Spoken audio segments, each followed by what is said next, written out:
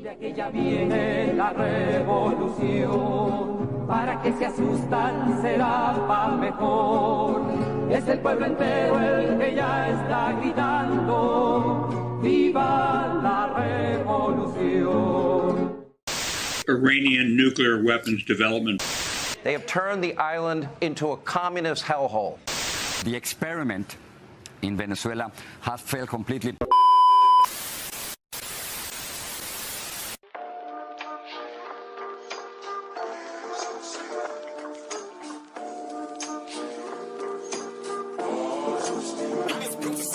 La bestialidad imperialista. Bestialidad que no tiene una frontera determinada ni pertenece a un país determinado. Bestias fueron las hordas hitleristas, como bestias son los norteamericanos hoy, como bestias son los paracaidistas belgas, como bestias fueron los imperialistas franceses en Argelia. Porque es la naturaleza del imperialismo la que bestializa a los hombres, la que la convierte en fieras sedientas de sangre que están dispuestas a degollar, a asesinar, a destruir hasta la última imagen de un revolucionario, de un partidario de un régimen que haya caído bajo su bota o que luche por su libertad.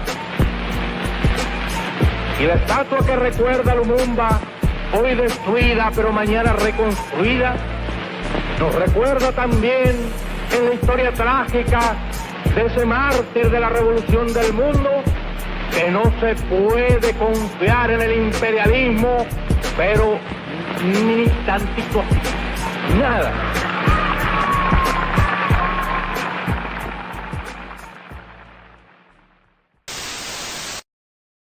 We must understand clearly when we talk about capitalism, who are the capitalists?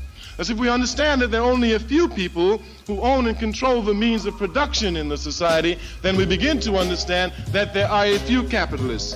And these capitalists exploit everybody because everybody works for them. Everybody sells their labor to them. It is by selling your labor to a capitalist that he's really able to exploit you. The sole motivating force in a capitalist society is profit. Profit. That is the sole motivating force. Profit. Get money. Get it. Get it as fast as you can. Get it any way you can, but get it. Just get it. Just get it. We are imbued with the philosophy of capitalism, and sometimes we don't even recognize it. Thus you find brothers and sisters even selling dope to their brothers and sisters to make money. Again, because we're imbued with the philosophy of get some money. Ain't nothing wrong to kill for money. Hell, your country is napalming for money. You can certainly kill for some money. Right, just get it. Just get it. It's the overall philosophy. When we talk about revolution, we must talk about changing values. We must talk about changing values, and we must understand these values. Yo, what's up, everybody? Welcome to episode 50, Unmasking Imperialism, Exposing Imperialist Propaganda in Mainstream Media. Today is the 50th episode. Shout out to everybody who's watching and listening. Shout out to my girlfriend, Ofelia, who has helped me along through this process. She decorated this beautiful background for us, Ofelia and Ramiro.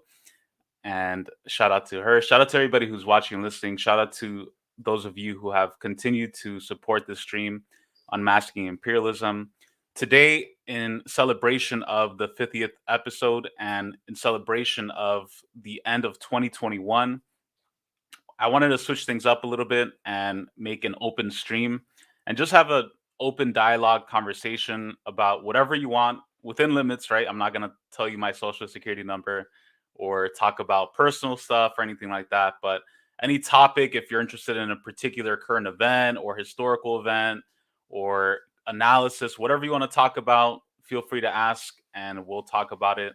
We're going to do it kind of like those old school radio shows where you're listening, you call in and you have about 3 or 5 minutes to talk about whatever you want to talk about. So we're going to format it that way because we have a few comrades, a few people already hitting me up actually about joining on throughout the next hour and a half. And I'm looking forward to it. I'm looking forward to hear your feedback, analysis, your criticisms, whatever you want to discuss, ideas, because I think that's one of the best ways to innovate, to improvise, to do a better job of whatever you're doing. Always go back to the masses, always go back to the people and get feedback, constructive criticism about anything going on. And as I mentioned before, any topics you want to discuss, just let me know. Just try to keep it short. We're hoping, depending on how many people we have, I see we already have a good number of comrades in the waiting room. If you do want to join, the link is in the description. It's a StreamYard link. And when you're joining, please have your audio and video ready. That way, when you join, it's not too much of a hassle getting on. And if I haven't gotten to you yet, just please bear with me and have some patience. I'm going to try to get to as many people as I can.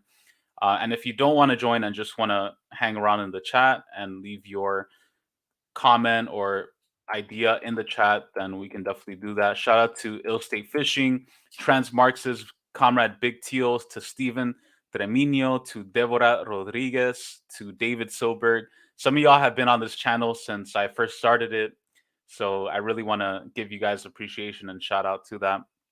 So what I want to do is let's start off with my comrade, my homie, Comrade Libre X Sankara. How's it going, comrade? Tell us, by the way, when you join the stream, tell us your name, a little bit about yourself, where you're joining us from, and your question or comment. How's it going? Dale, camarada. Todo está bien. Everything is going good. I go by Libre X Sankara. I am a poet, cultural worker, and organizer here on Tequesa, Seminole, and Miccosukee land, also known as Miami. And today I'm going to be touching on the subject of Borikén. Right, there we go. The other way. There we go. My home country. And just talking about the importance of fighting for the liberation of Borikén and why I view Borikén as the crux of capitalism, right? If we're able to liberate the country of Borikén and its people, it would help to lead to the downfall. And that goes with most countries, but most countries are not in a colonial relationship to the US in the same way that since 1898 Borikén has been. So that's going to be what I'm touching on, and I'm just going to cover a few maybe major current events to give people some context as to why I'm pushing for this. And so obviously the history starts in 1493 on Ponce de Leon, but we don't have to go back that far because we can see how our current situation is simply an extension of what happened in 1493 and how we continue to be put in a colonial position. And so I want to propose that Borikén is a crux to capitalism, which is why in the 1970s, when there were organizations like the Young Lords, I have one of their pins up here. Beautiful pin. You said what? Beautiful pin. Give thanks. The Young Lords, the macheteros, that's why a lot of these individuals were being attacked, because in order for capitalism to exist, it must exploit. But what we also have to understand is that exploitation dives into material conditions, right? So even the colonial name that Puerto Rico is, that Borikén given Puerto Rico, if you break it into English, it means rich port, right? And so when Borikén was colonized, it was colonized for the strategic port that it played in connecting the Americas to Europe, where the original colonizers came from. And for the US, it's simply a strategic port to move goods, to practice military tactics, if you're familiar with the history of Vieques.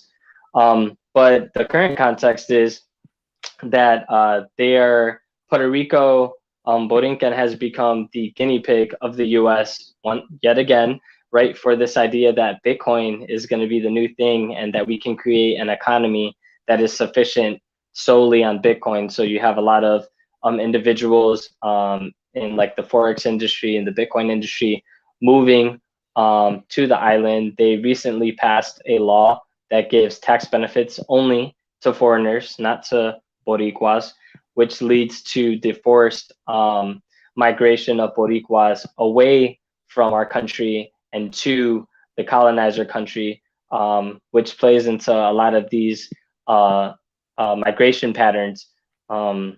Comrade Oscar Lopez told me a few months ago, he told me the thing about our country is that ellos quieren la jaula sin los pájaros. They want the cage without the birds. Essentially, what the U.S. is trying to do is to create the conditions that Boricuas will no longer be able to be in the country, and the land will just be left for the colonizers to do with it whatever they want, to create whatever narrative or whatever history they want. That's why Luma just got instated, where our electricity bills are going up ridiculous amounts, even though most cost of living was already unbearable. Keeping in mind that the average income of someone in Borikén is about $20,000. The CEO of Luma, which is the new privatized energy company, is over $1 million. This is not someone that lives in Borikén. This is not someone who was affected by Hurricane Maria and forced to migrate to Turtle Island. And on top of that, instead of actually taking care of the people, we still have the La Junta, the Fiscal Control Board, that is not democratically elected. It is 6 individuals whose sole task is, after being appointed by the US government, is to tell us, Boricuas, how to pay our debt back to the US, as if we owe anything to the US. And again, this creates the conditions to normalize Boricuas either leaving the island or mentally thinking that we have to be dependent on the US government for aid and that we cannot function on our own as a country. Because, you know, people should dive into new things that are coming out. There was recently a book that came out, and it's called Puerto Rico hacia una economía nacional soberana by Javier A. Hernandez. It dives into an economic explanation as to why moving towards sovereignty is actually beneficial to the country of Borikén, and pushes back on the myth that without the US, without imperialism, that we cannot function as a country. And so I just want to, you know, I'm going to respect people's time. So I just want to throw that out as a piece of knowledge. Folks need to understand that we are fighting and that we have historically always fought against US imperialism. I got this dope shirt from a Boricua poet called Omar Eloy, and it says, "Si los de abajo se mueven, los de arriba se caen." Right? If those on the bottom move, those on the top fall. And you know, as Boricuas, we are always, as our comrades are in Palestine and in other countries, we are always fighting. And we're doing that through art, but also through physical things. Students are protesting right now, and not a lot of people are talking about that, right? That they're trying to privatize the universities. So again, I just wanted to uplift the fact that our people are fighting, and that we must be in solidarity. The only way Borikén's going to get really free is if we are moving along and relying on our comrades that understand our sovereignty. Countries like Nicaragua, like Venezuela, like Cuba, DPRK, Palestine, et cetera, et cetera. So thank you for this opportunity, comrade. And, you know, in the spirit of the macheteros, you know, we are going to fight we are going to fight for this thing called liberation, and we're going to do it with our people. Hasta la victoria siempre. Hasta la victoria siempre. Most definitely, Comrade Libre. Viva Borikén Libre. And I'm glad you raised the importance of supporting Borikén independence, revolutionary independence, because as you mentioned, all of the horrible atrocities of U.S. imperialism and colonialism have been tried and tested on Borikén, on the Borikén people, whether it's medical experiments, whether it's economic exploitation, neo-colonialism, Bitcoin, everything. Borikén has always been a laboratory of experiments. I grew up in New York, born and raised a lot of Boricuas, and I have to say some of the most radical militant people I've ever met are from Borikén. So I definitely appreciate that, brother. Thank you so much for joining. Comrade Libre is a good comrade. And shout out to Troika Collective, by the way, as well, who also does amazing work. And we're probably going to have Comrade Khalil join us later on. Comrade Libre, take care. Comrade, peace out. Have a great day. Adelante. That's the amazing Comrade Libre covering Borikén. By the way, if y'all are having trouble getting on, we already have like 10 comrades in the waiting room. So it just shows you a really good community, good family of people who are watching and listening, who are supportive. So if you're having trouble getting on, just be patient and try joining the link frequently when you can. The link is in the description if you want to join. Let's go with Comrade Tamara Brown. Let's see if Comrade Tamara is on. Can you hear us okay? Can you hear me? I can. Can you hear me? I'm sorry. This is like really new to me. So no worries. So tell us your name, a little bit about yourself. How'd you find out about the show or the channel, where you're joining us from, and any comment or question you want to make, however long or short it is. So my name is Tamara Brown, and I currently live in central New York State. And I found out about your channel and your series Unmasking Imperialism through Ricky Ryan, actually. Shout out to Ricky. Yeah, of course. Shout out, of course, to Comrade Ryan. Mm-hmm. And they are very active in like different political campaigns and like organizations like that people should know about if they don't. Black Alliance for Peace. And I was in a chat room and she said, hey, check out this guy, Ramiro, I'm going to be on it. So I'm like, Ricky is pretty good at recommending like good people as far as like getting more political education on a broad scope of like global social movements. And so, yeah, the first one was episode 9 with, I think it was just Erica. Yeah. And, and you guys were talking about the CIA woke campaigns, which I had no idea about.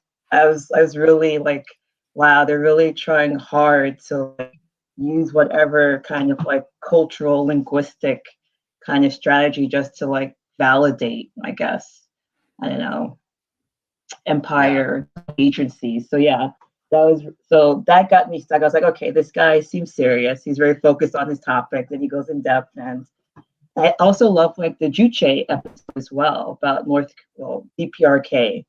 And that was really like, wow, I enjoyed that. Like learning like other socialist philosophies and political theory from a different cultural, historical context was really good. And what else? I don't know. I'll try not to say a lot. No worries. And I wanted to ask you, Comrade, because I know you're somebody who is frequently watching and listening.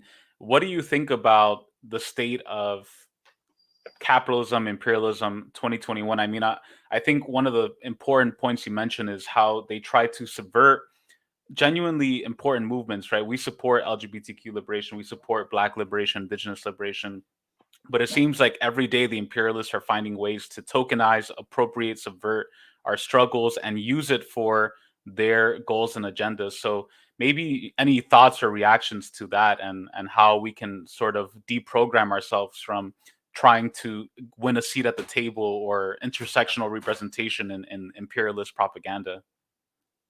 Oh, wow. That was a lot. But I'll try to tackle maybe what is the state? I guess the first part, like what is the state, or what I think is the state of capitalism and imperialism in the 21st century? How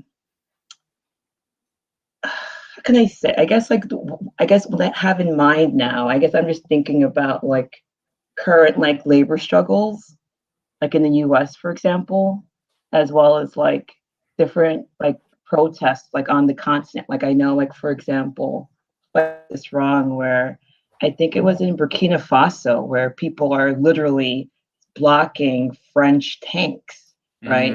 I guess they're on their way to like there or something. And I was like, wow, that's really bold. Because right, I think there's like a tendency to sometimes like think about liberation in very pessimistic terms. It seems like maybe capitalism seems almost powerful and inevitable, right? You think about like the military, the strong like state resources, social like organizing of like the ruling classes, right? They're very organized. But I see people still resisting, right? Even last year, right? I was really surprised like how globally seen police brutality was in the US, like seeing it in like a global context. So that gives me hope that people have not given up, right? It's just a matter of like, I don't know, finding where you fit in locally, like what organizations can you contribute to, or like where can you agitate, right? Like that's one thing I like about your channel. You connect to a lot of people who are organizers, who are journalists, right? Trying to like provide more information in mainstream media.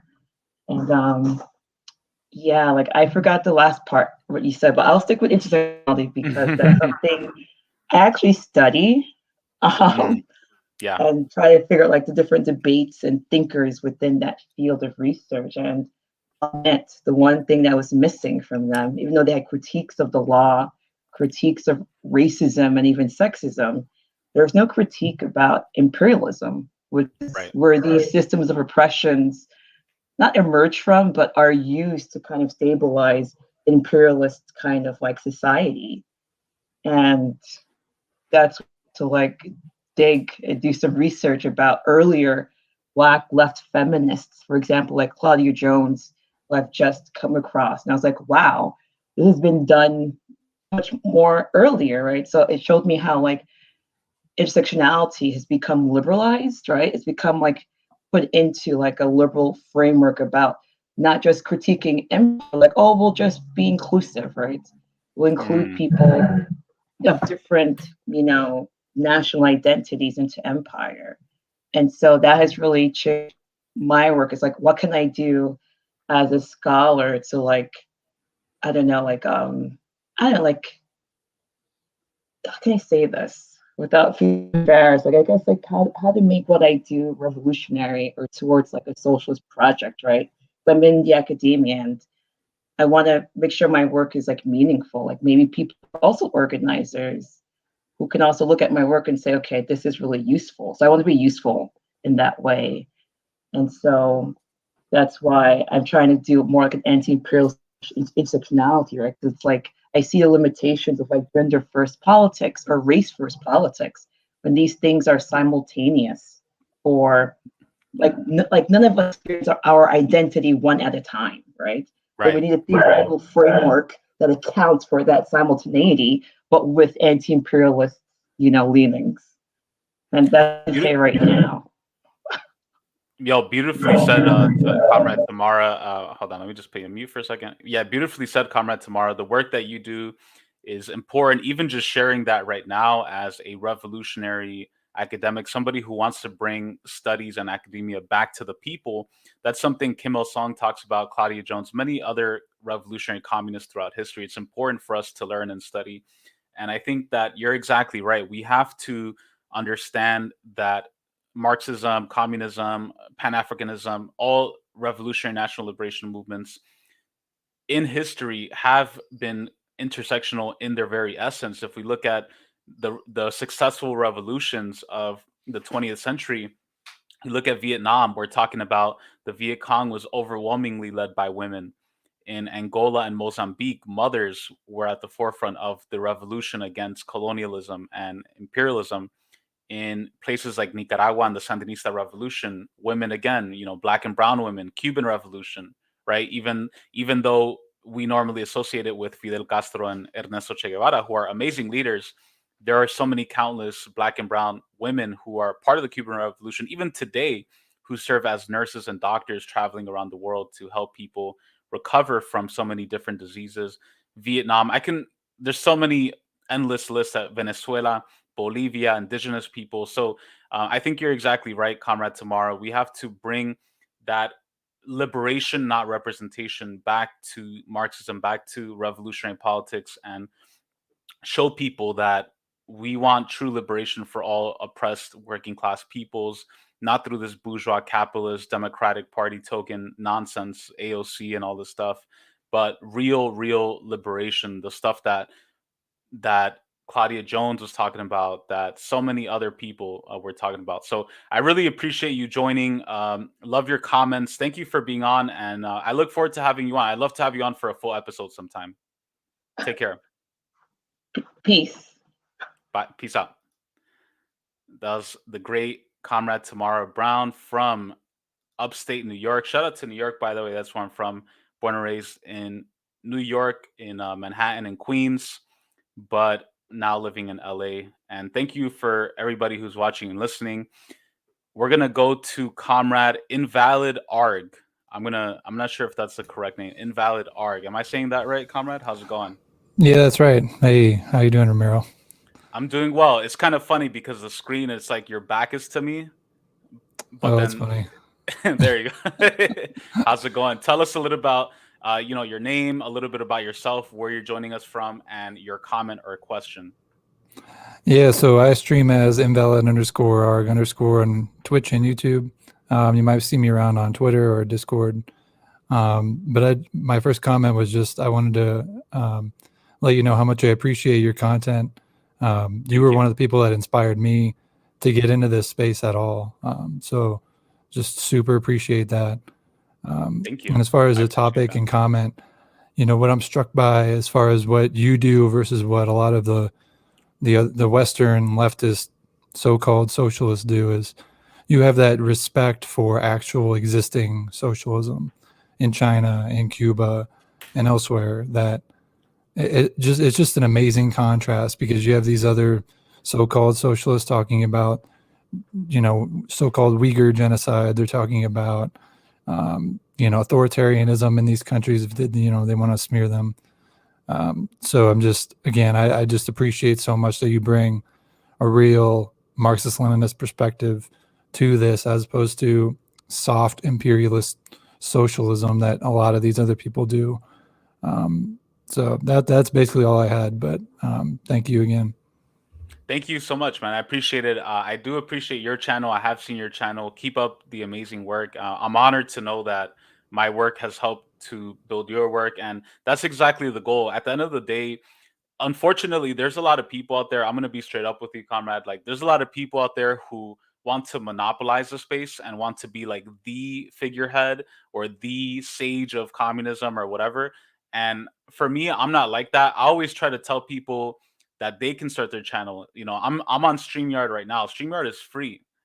Anybody can begin to use it, start your channel, because every one of us has a very unique perspective and interest into socialism and communism that we can contribute. And so it's important to democratize and build up each other's channels, work together to produce revolutionary content. And I'm glad you pointed out the importance of supporting actually existing socialism and communism. And I think that for a lot of those ultras or bread tubers, they really have to sit down and study the works of Engels, who actually wrote this amazing pamphlet called Socialism, Utopian versus Scientific, where he makes a distinction between utopian socialism, this idea that socialism comes about in your mind, the perfect idea. It's not based in material reality. Scientific socialism is building socialism with actually existing institutions. And I think a great example of that is one of the criticisms that some of the ultras had in Latin America during the 60s and 70s. For example, in Nicaragua, the Sandinista revolution, they organized a lot of their base through churches. And although within Marxism, we can have our critique of religion, of the church, they understood that the mass of people in Latin America, especially Nicaragua, are Catholic, are Christian, and that's where the people are at this moment in time right now. So instead of trying to make reality fit our ideas, we have to make our ideas fit reality and adapt Marxism to the conditions of the country. And to me, that's just kind of common sense. But I think unfortunately for a lot of the breadtuber ultra lefties, they don't want to do that because also it's not trendy, right? It's not trendy to defend DPRK or Syria. It's not trendy to defend Iran against imperialism. But at the end of the day, we're not doing this to be trendy. We're doing this to be principled communists, to defend people who are under attack by sanctions, by bombs, by hybrid warfare. So I'm really honored. And I think it's a great point that you mentioned, Comrade Invalid Art. Really appreciate you coming on. Would love to have you on for a full episode. We can talk about any topic of your choice. Hit me up anytime, Comrade. I hope you are well. Thank you so much for joining. Take care. Thank you. Take care, Ramiro. Thank you. Awesome. That's great. That's so great to hear. I love hearing from people who are tuning in and are not just also consuming the media, which is fine, if you want to just watch and listen, but are also compelled to start your own channel. Like I tell people all the time, I'm like, this is a TV studio. You have a TV studio in your hand right now. And it's so important to not use the technologies developed by capitalism to just be passive consumers. And I'm not going to lie, I'm not perfect either, right? You'll be on social media, on the endless downward spiral, just looking at TikTok or whatever. But it's important to be able to produce content, to produce revolutionary communist media. And I think that's a very beautiful thing. I want to bring on my comrade, Eddie Liger, Midwestern Marx. Shout out to Midwestern Marx. Great channel. Love their content. How's it going, Eddie? Beautiful background, by the way. Thank you. I'm trying out something new. Great to be on with you. How are you doing today? I'm doing well, man. Just celebrating 50th episode. We recently did an episode on China, and we also did an episode for your channel about Honduras and Nicaragua. So I'm, glad to work with you and Comrade Carlos Garrido, who I see is also on, and we're going to have in a bit. Comrade Eddie, tell us a little bit about yourself, your name, where you're joining us from, and any comment or question that you want to make. For sure. Thank you. I am from Iowa, which is why our website is called Midwestern Marx. That's a website that I started with my best buddy, Carlos Garrido, right out of college. And just kind of coincidentally, as Ramiro said, we started making videos and putting them out on every platform, kind of trying to use our phone as like a way to spread revolutionary education. So that included TikTok. And kind of coincidentally, our TikTok account happened to blow up. We're at like 370,000 followers on TikTok, which I'm pretty proud of, being a Marxist-Leninist. I think that's, as you said, putting stuff out on social media is important in popularizing, these ideas. So yeah, and that led to the growth of our website, and we found Ramiro eventually, and Unmasking Imperialism has become not just my favorite show to appear on, but also one of my favorite shows to watch personally. So I really appreciate what you do. Thank you, bro. No, I appreciate that. And what I like, I mentioned this in the conversation we had earlier, but what I like about your content, you're probably within the next generation, Gen Z, you're one of the people who are creating the most digestible, bite-sized communist content that has a lot of information, theory, current events, news analysis in a short period of time, which I think is very important. And I'll be honest with you, I'm not the best at that short content, because I'm very boomer-like in that situation. I try to squeeze in as much as I can. But what I like about your content, you digest it, you make it, very consumable, and the content you guys are doing is really great. And I think it's cool also, like one of the things that's cool about you and your channel is that you guys have a lot of different commentators and perspectives, and you have a life outside of this. Like you do wrestling, you do other stuff that unfortunately sometimes on the left people can get kind of culty like and just focus on internal debates. You strike me as somebody who's busy as hell. You have a million things going on. You're wrestling, you're doing all these things. So that's really cool. Any other final comments you want to make before you head out? For sure. I really appreciate that. And I guess Carlos and I talk a lot about, and Marx talked a lot about this too, the method of presentation. Like Capitals Volume 2 and 3 are really boring compared to Volume 1 because Marx died before he could lay out, the method of presentation in a way that was more entertaining to read. There they are. So It's a lot. It is a lot. Yeah. So, sometimes Marxism can be intimidating to people. So, we like to break it down and have that short, choppy method of presentation that's so popular amongst Gen Z. So, yeah, thank you for having me on, though. I really appreciate it. Most def, Eddie. Appreciate your work. Your work is amazing. Really amazing background. And keep up the good work, man. Like I told you in the other stream before, what I like about what you and Carlos do is that you guys focus. You're not focused on, oh, did you hear about what this person said online? Did you hear about what that person said? You're like, no, we're trying to reach the masses, and that's what we're gonna do. So keep doing that, man. Keep up the great work. Please subscribe to Midwestern Marx. Please check out Midwestern Marx online. Peace out, Comrade Eddie. Great to talk to you. Peace. You bet. Thank you. What an amazing comrade. I love his background, but I got to figure out how to do that. Me and Ophelia were trying to figure out because sometimes we have a lot of stuff in our background, and I'm trying to figure out a way how to get like a green screen or whatever. So I'm kind of boomerish when it comes to technology. Comrade Big Teal, boomers unite. Indeed, I'm like a millennial boomer. So please bear with me.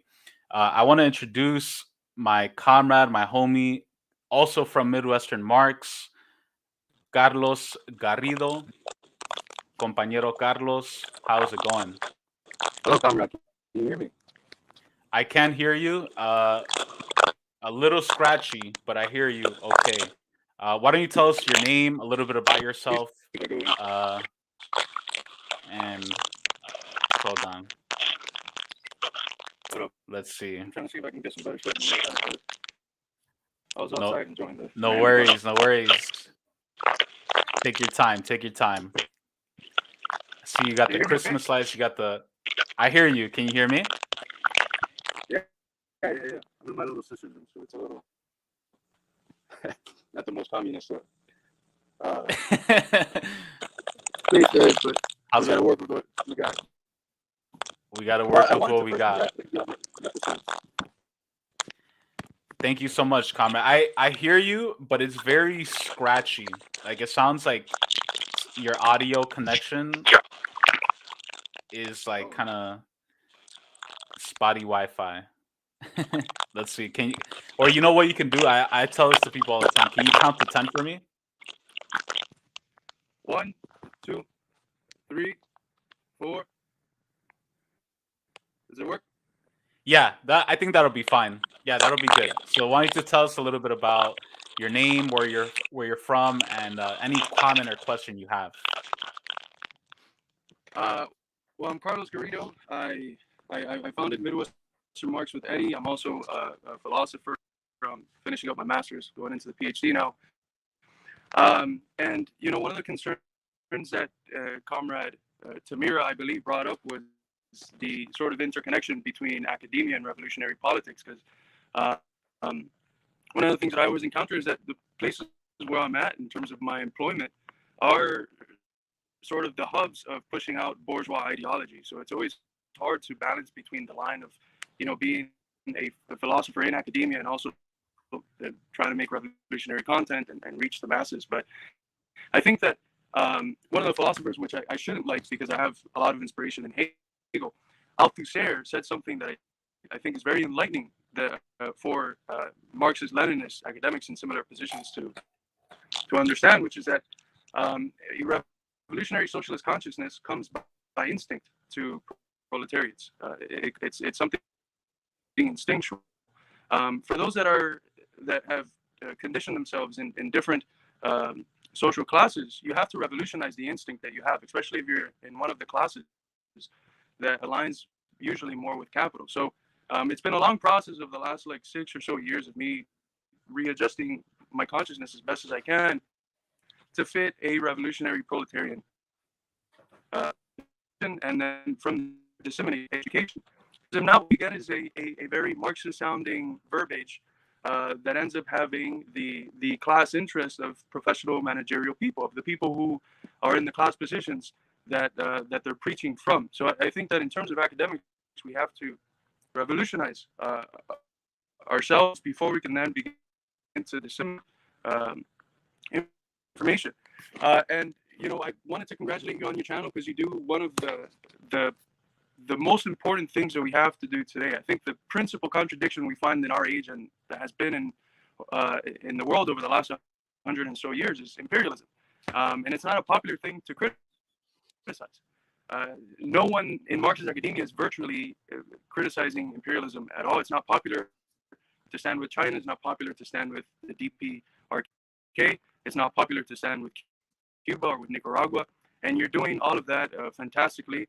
Part of the reason why we started Midwestern Marx was because we saw on the hegemonized left that that wasn't the case, that they were anti-imperialism.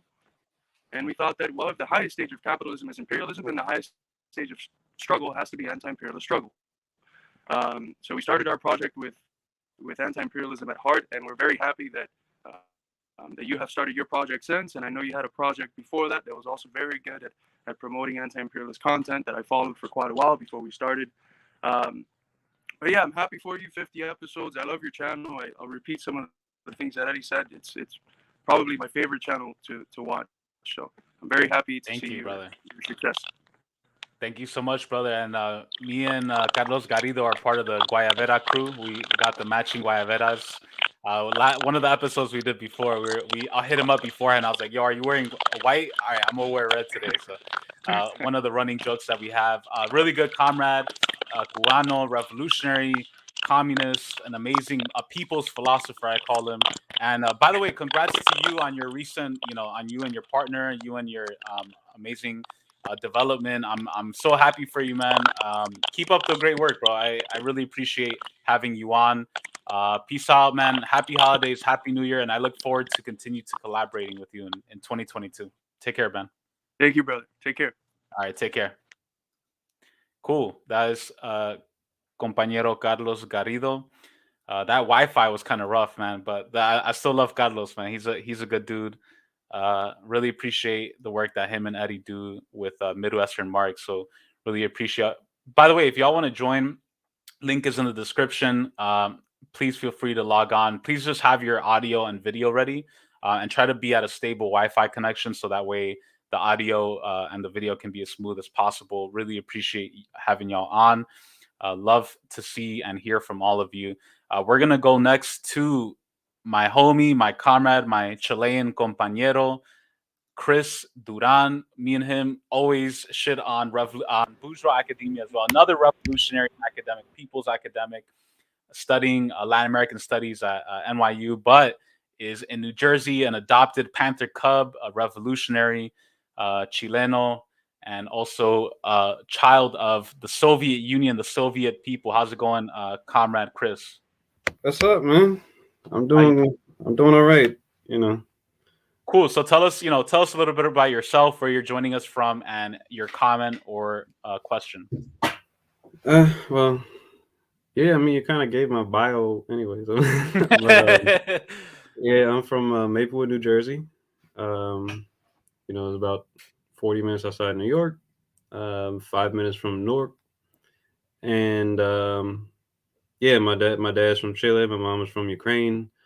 So growing up and learning my own history and learning and trying connecting that politically as I moved further left, really helped me see the world a lot clearer and connect to the sort of worldwide thing of why imperialism is central and is the primary contradiction in the world, and why when we're talking about socialism and stuff, it can't be utopian. I love some of the content that some of the comrades who were on before me were talking about. I mean, all that kind of stuff is extremely important. I think one of my favorite episodes of the of your show was when you're talking about the DPRK, and he says the primary contradiction is imperialism, and that's something that's often forgotten about today. It's definitely forgotten about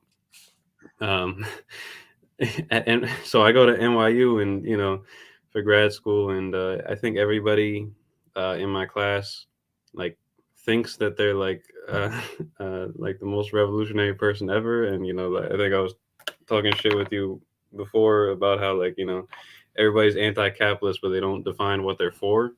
And Right. yeah. No, that's a great point. I love that you mentioned that. And I noticed that as well too, that within the safe left, right? I call it the safe left, or the bourgeois academic left.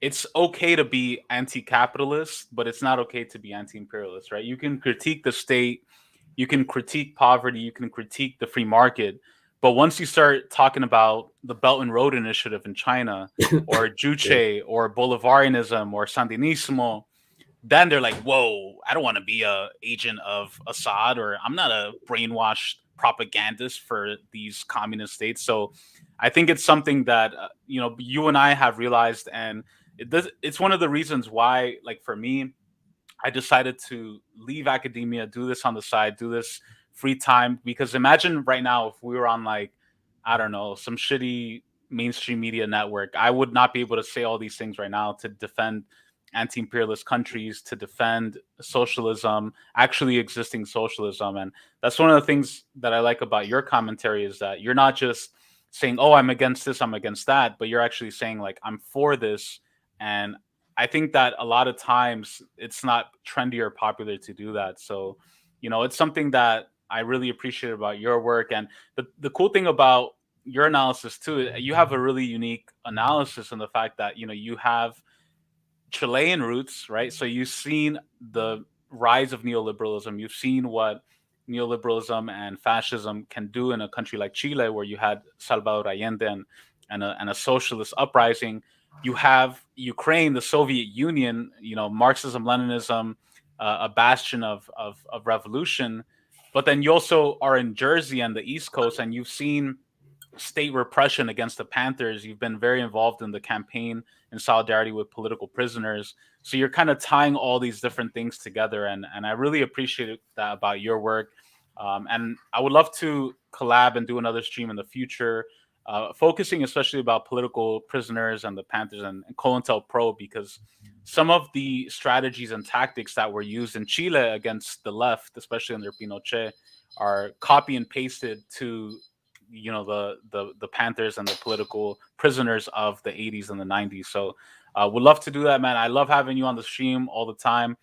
Thanks for being a frequent guest, and for commiserating on the annoying liberals and granola crunchers and the avocado toast soy latte leftists who love complaining about capitalism, but then you say China and DPRK and they lose their minds. So it's always great talking to you, brother. Have a great day, man.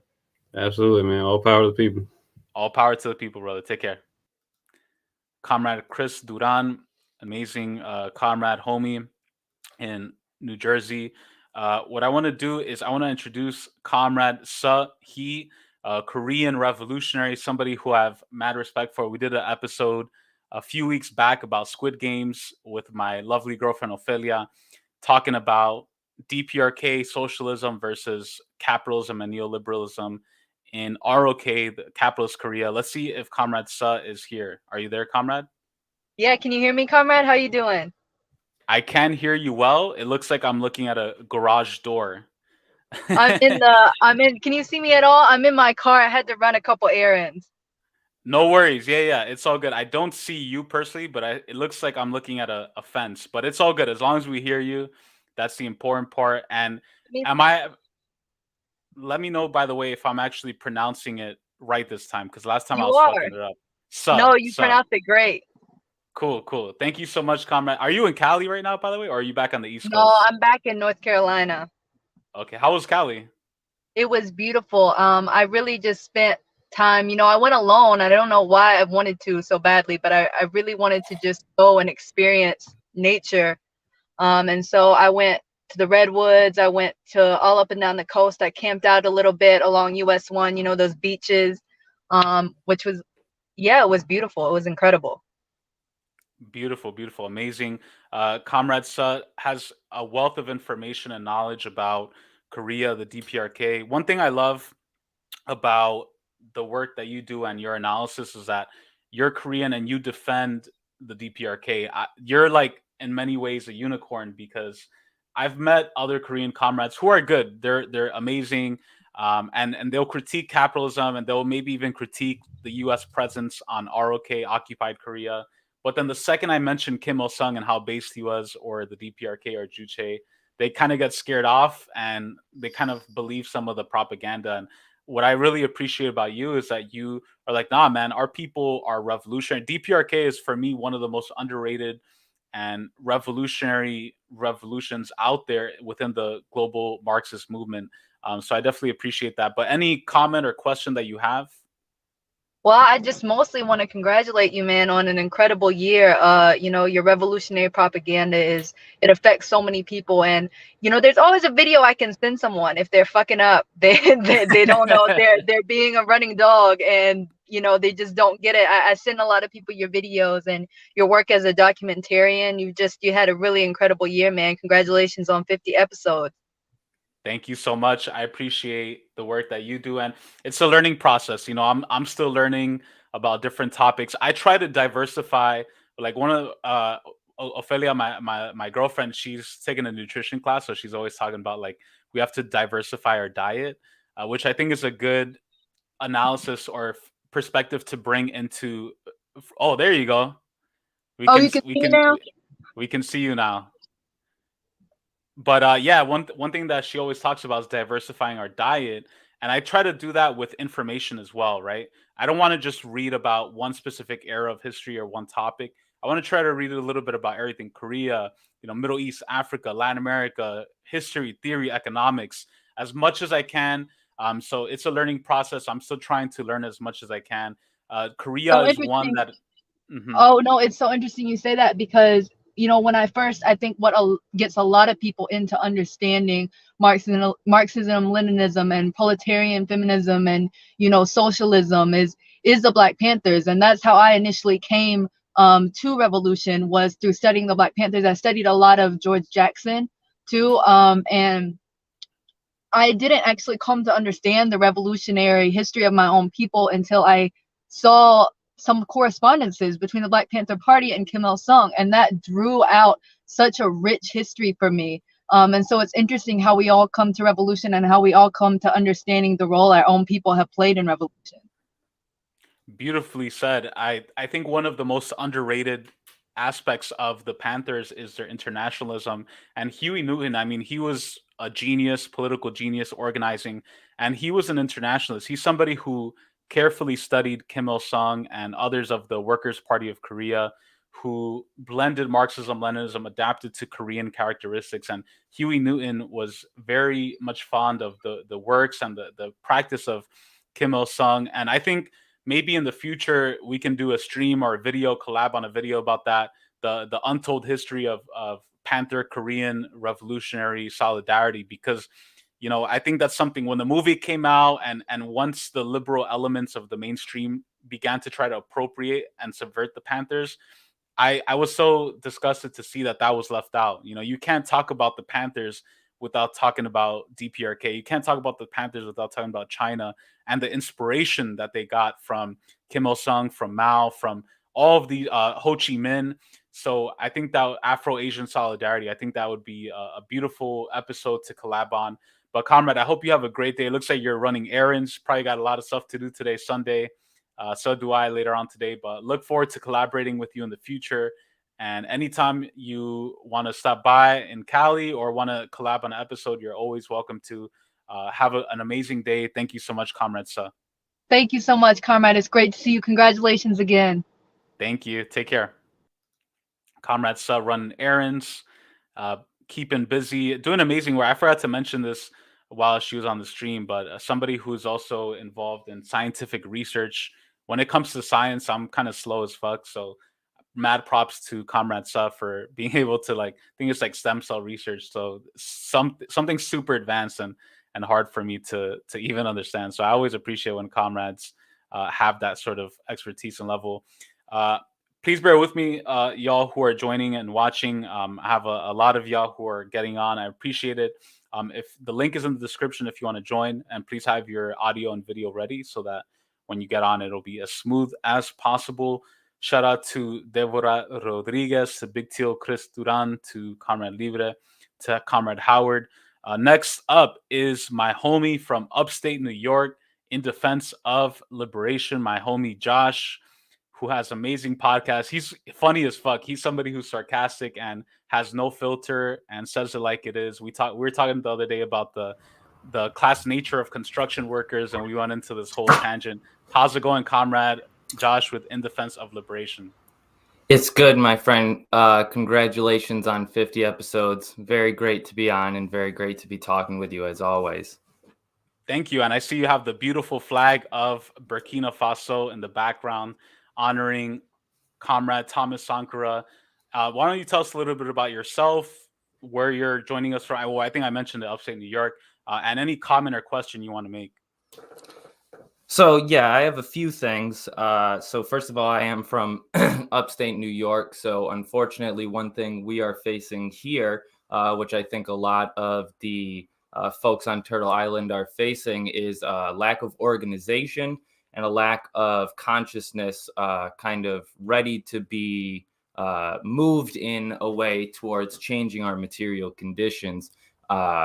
Somebody brought up what was happening in Burkina Faso earlier. I believe it was Comrade Tamara who was speaking about them standing down the French tanks. There was also a young child who shot down one of the drones with a slingshot, and that was really cool to see. But I got this flag because Thomas Sankara speaks about a lot of things that we really need to take to heart today, especially the importance of women and non-men in the struggle for revolution.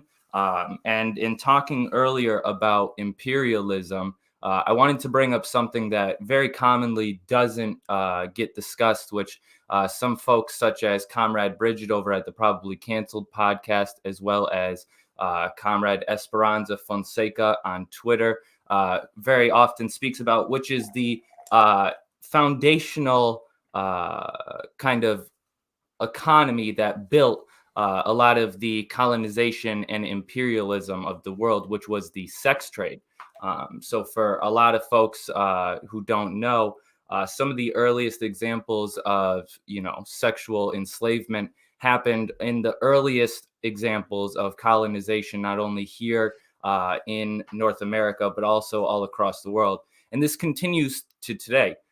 Some awful examples are what U.S. military officials observed and reported other soldiers doing to women all throughout West Asia, as well as the continued oppression of women and non-men, especially those who give birth here in the United States and all across Africa, Latin America, and Asia. I think it's important that we recognize that the Maxwell trial that is going on right now is one way in which that we can see that the sex trade is in fact foundational to capitalism. It is foundational to imperialism, and it is also foundational to the continuation of the different forms of enslavement, which oftentimes do not get coined as such.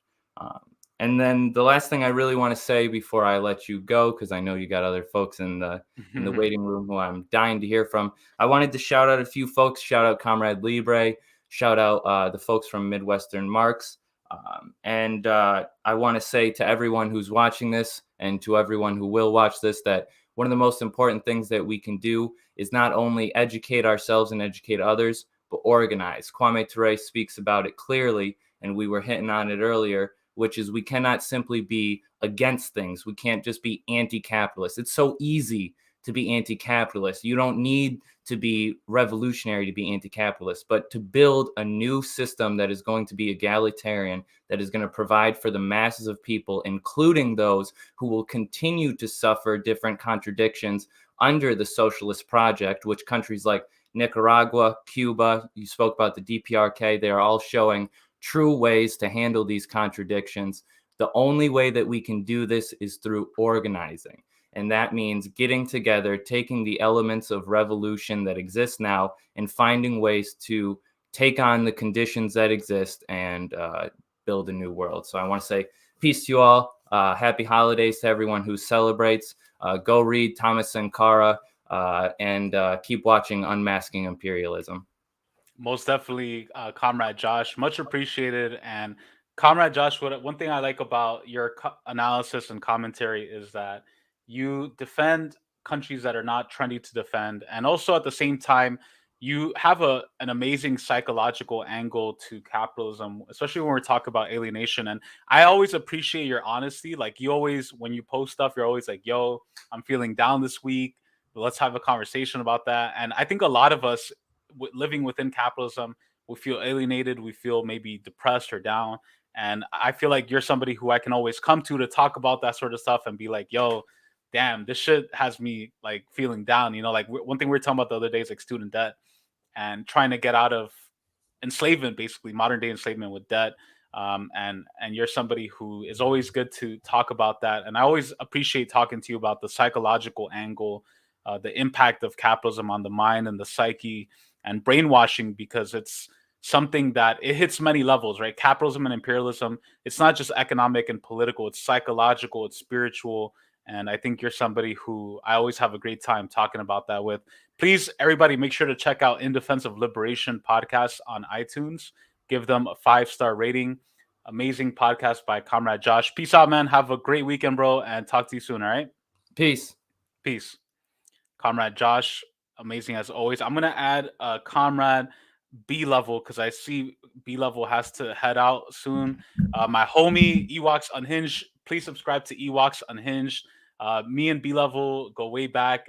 He's somebody who has supported me early on. I have mad respect for him and always have a great time. One thing I like about Comrade B-Level is that he's very scientific and non-dogmatic and is always willing to talk to peoples of different perspectives and not try to talk down at people, but to learn and have a good conversation. So Comrade B-Level, how's it going? Tell us a little bit about yourself, where you're joining us from, and your comment or question before you head out. Hey, thanks so much, man. This has been an incredible slate of guests you've had on today. I'm so amazed just how bright everybody is here. I was here to hang out. I'm like, everyone's just dropping fire. And I just was going to report in from up cold north in Canada. You know, it's a pretty depressing time of year. And I think it's a good segue from the last conversation that these types of conversations are very important, I think, for keeping people's morale up. Because, you know, in very tropical, warm places, people are ready to riot. It's hot, you know, people are ready to go. In the cold, it's like you just want to like get in a heated room with a blanket and fall asleep, you know? And that is kind of a reason why I'm more of a communist than an anarchist, because material conditions, right? You know, we need strong infrastructure with electricity and heating to keep everybody alive in these types of climates. So I understand that the anarchist framework of organizing society just doesn't work, and that we need a more scientific approach, as you spoke to. So yeah, no, we've had a lot of great conversations, and I want to congratulate you on 50 podcasts, man. That's like, you're a beast, man. like, and it's good quality too. That's the thing, is that it's not just quantity, it's quality. Like the last couple ones that you've done, the Cuba one with Salifo Mac, that was a ray of sunshine in a cold winter for me. And the Stalin versus Trotsky was fantastic, man. And you know, I could really relate because you know, we're talking about the safe left and the bougie left and whatnot. And I've had a bit of a run-ins recently myself with this type of crowd. And you know, I followed your advice and I actually left Twitter. So I am feeling good job, man. Fantastic. Don't you feel better? Don't you feel better with all the nonsense and the crying and the fights? Yeah. You know, it's an energy suck, you know? Twitter is like logging into a argument of 10,000 people. It's like going into like the arena in Star Wars Attack of the Clones. You got like flying bugs everywhere and people with laser swords and like, you know, like lizard tarantulas. It's like, what do I walk into? Like, what am I doing? And I just realized, like, why am I waking up every day, starting my day going like, let's check the news? And it's just, and we've spoken to the influence of like big tech and stuff like that into the. Oh yeah, sure. Thank you. Oh, sorry, one second. I was just getting some food. Yeah, so Canadian intelligence was like, "Yo, you gotta shut up." no. We've spoken to like big tech and stuff like that, and the influence that has on these different platforms, and it's to emotionally kind of get us in a state where we're not thinking clearly. And you articulated to it brilliantly to me that it's like imperialism in a way. They try to screw up your mind so that you're not thinking straight and you can't make the correct decisions. So I thought that was a really good point that you made. And yeah, in leaving Twitter, I feel like I've just been I did it for the holidays, but I think it could very well be forever. I highly suggest it, man. You just spend more time doing better things, like watching your content, watching Midwestern Marx, watching Caleb, reading, and because Twitter, like, you know, there was one weekend about a couple months ago where I felt like I'm not even kidding. I was like the most talked about socialist in Canada on Twitter. Like there was like 100 accounts going at me of like these latte kind of neo-Trotskyist types. Got 50 of my people coming in, having my back. But what I found was interesting about that was I was looking at all these accounts and I'm like Twitter is what I do, you know, at a lunch break between work, right? Like I don't like think of it as like actively it taking a lot of, you know, mental agility to make a tweet, right? Like that's not the same thing as streaming for an hour, you know. Like these people that think they're very bright, they can write like a bar, and I think everybody can do that, but can you write a full song? Can you write a full record? And I think that's what this more long form podcasting is. And so I was kind of like, all these Twitter bots, it's like, no offense, but like you don't put like a fraction of the work that people I know in the podcasting sphere put into this who really matter, you know. I know not matter, but who are taking it more seriously, I should say. And I think in the long form, there's more of an ability to just really flesh out an argument in a way that it's more nuanced. It's more multifaceted, as is reality, and it's a closer reflection of the reality that we're trying to speak to. But you know, mad respect for Midwest Marx, because they're really good at putting in those like TikToks and whatnot. I guess I have the meme magic. I come for the meme kind of zillennial side of things. They got the TikTok down, so between us we're covering all the mediums. But you know, I think left YouTube has become so much better over the course of the pandemic because everything's got so real that we're just like sick of fake. Like this is not the time for fake. This is the time for real. And I think the realness is bubbling up like slowly, at least in the lower levels of YouTube. Like all the kind of ultra poser people are sick of that. You know, they want real conversations. And your channel, hopefully what I'm bringing to the table is more of a reflection of what the masses actually want to listen to. Most definitely, comrade. I appreciate that, and I congratulate you on your exodus from Babylonian Twitter of hopefully it might pull me back in. I don't know. It's like a monster. Yeah, you know? Just try to, you know, like I said, conserve your energy. And one thing I like talking to you about is staying healthy mentally, physically, working out. You know, drink water, work out, study revolutionary works, and stay healthy, because for any communist, if people want to follow, if we want to build a movement of people against socialism, against capitalism and for socialism, we have to represent the best elements of ourselves. And I think you're somebody that I think does a great job of representing that. B-Level, thank you so much, bro. I look forward to... I wanted to just shout out one more point that you guys made on the Stalin Trotsky, and I think it goes to what you were speaking to there. To be a communist, to aspire to be a communist is to aspire to be a person of the people. You know, you're for your people. And what I've noticed is in communities of color and in the rural white communities, it's the most Chad people who become communists, like the most formidable, admirable people that you just respect. Those are the type of people that I vibe with on my channel. And the cosmopolitanites, they're like the nerdiest people of their communities. You know what I mean? They're like the least impressive. And I'm always shocked at how little, I guess, they like, to them, it's like a edgelord thing, where for us, it's an ever ongoing process. And I'm really proud to have met people like you and all the other people who have come on today that really have enriched this experience. And, you know, for anybody out there who is doubting themselves, you know, that's been the story of my life, and I'm sure many other people's lives. There's people that are hating. There are people that want to tear you down, that say you're not intelligent enough. And it's like, but at the same time, there's all those people that believe in you. And I think for the first time in a long time, I've started to believe in myself again. And Ramiro, you're a huge part of that. So thank you, my man. Thank you so much, Here's bro. another 50, and I'll see you in 2022. Thank you so much. As Invalid Arc said, communist chads versus ultra lefty nerds. Exactly right. B level, take care, bro. Always a pleasure talking to you. We'll be collabing soon, man. Keep up the great work, and I look forward to your stream. Please subscribe to Ewoks Unhinged for everybody who's watching and listening. Take care, brother. Peace. Happy holidays.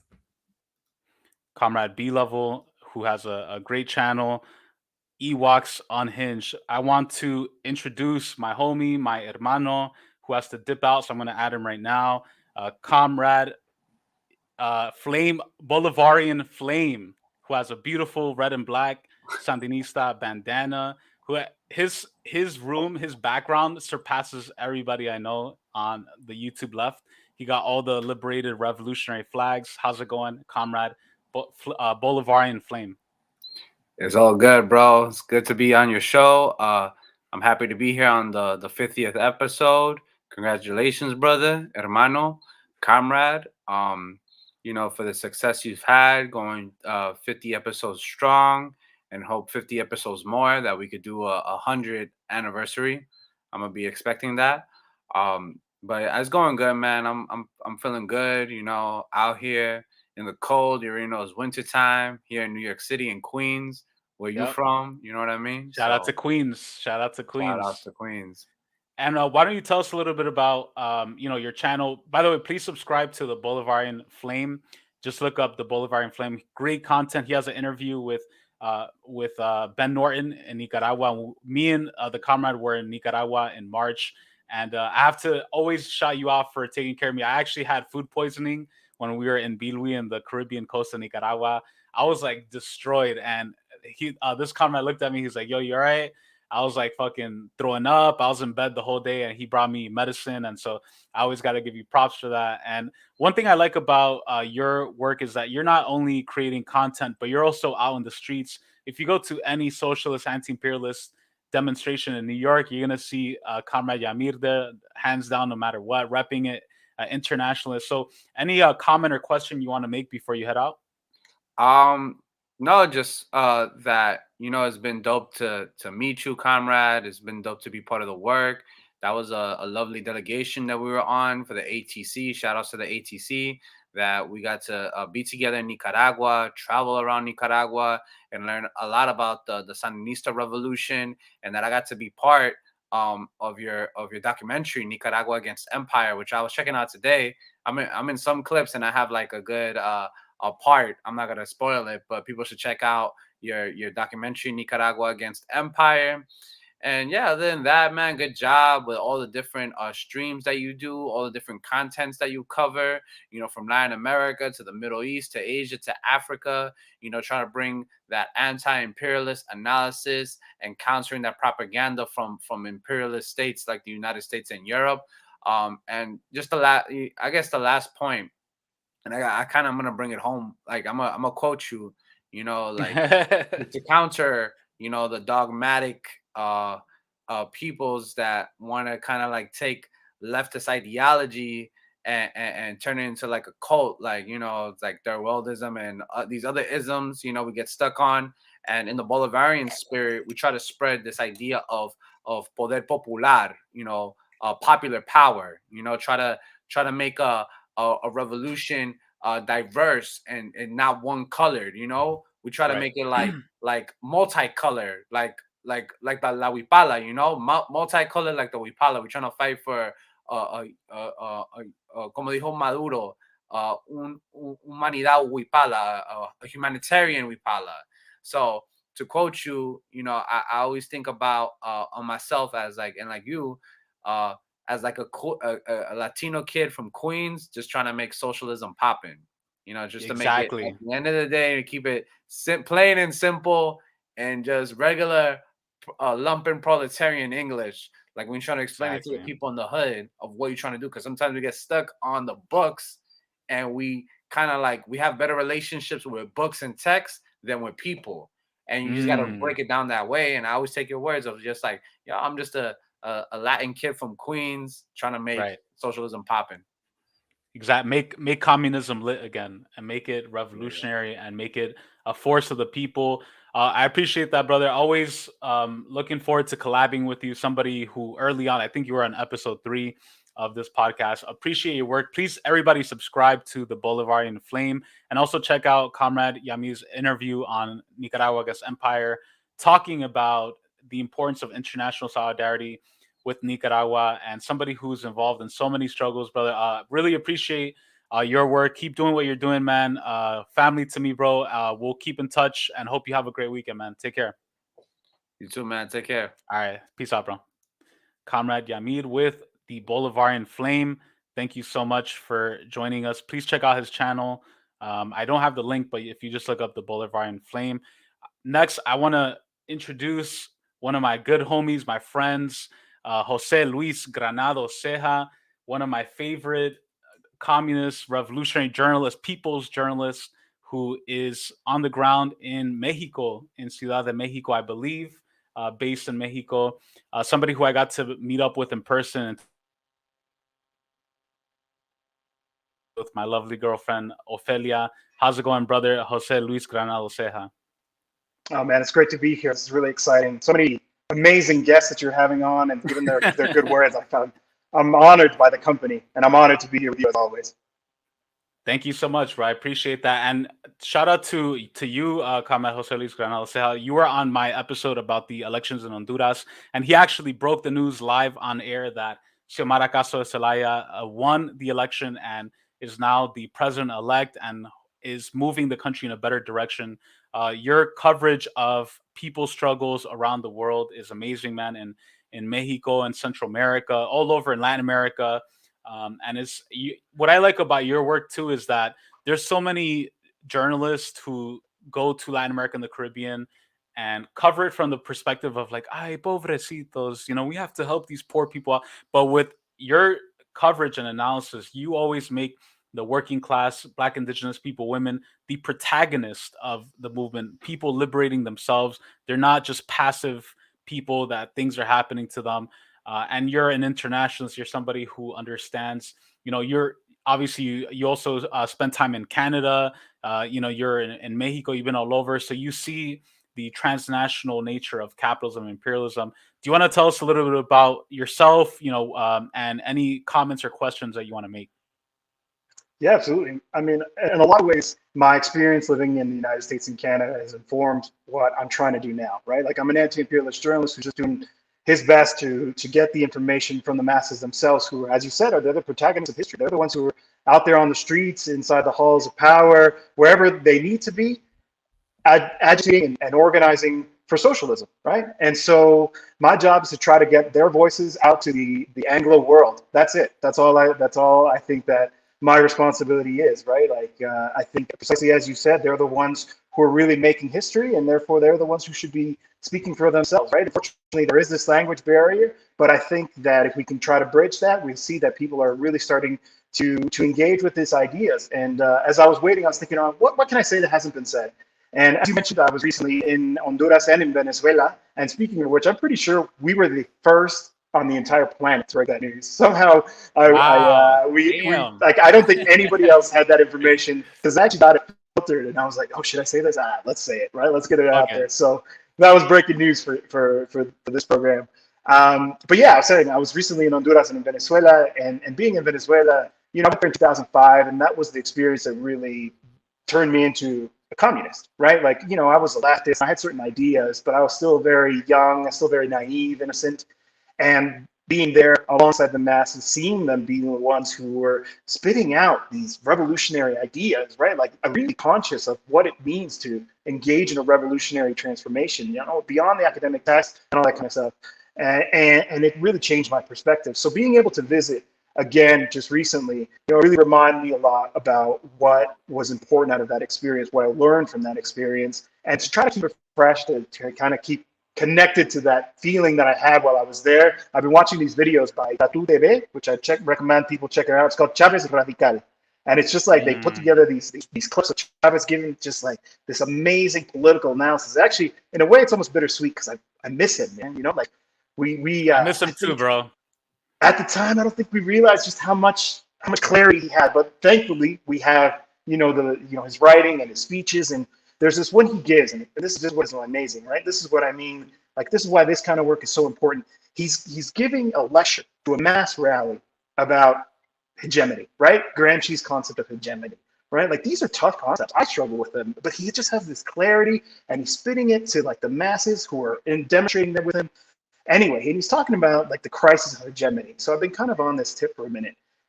The crisis of hegemony, that's what we're in. We're in the time of monsters, right? And that's why this work, that's why your program, that's why humbly I might say that a little bit of my work is important, because we need to help give birth to this new world, this new socialist understanding towards communism of what is necessary in this moment, right? Because it really is. It's back to what our ancestors said. It's socialism, barbarism.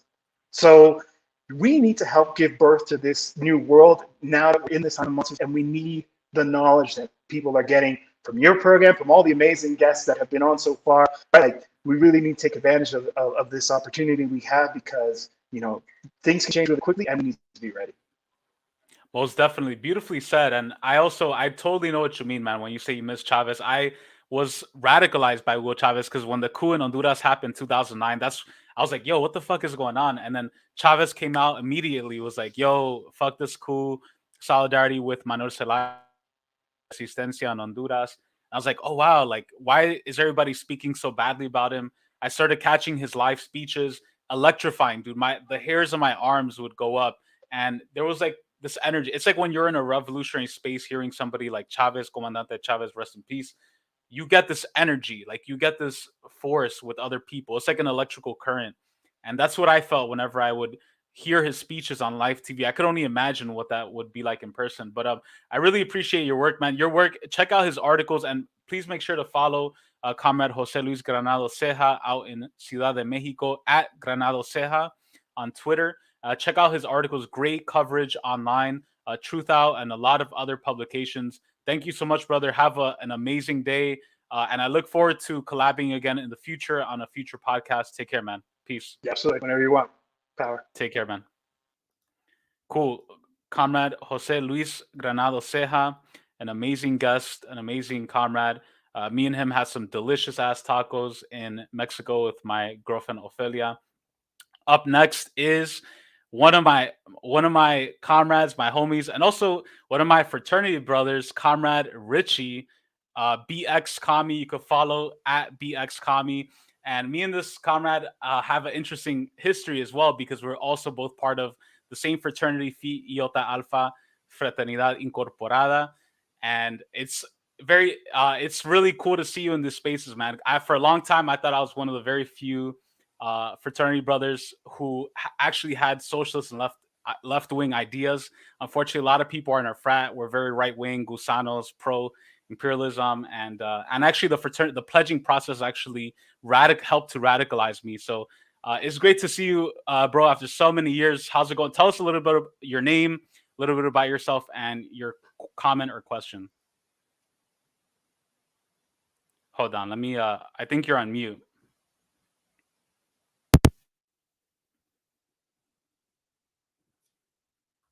Nah, I still can't hear you. Can you hear me now? Perfect. Awesome.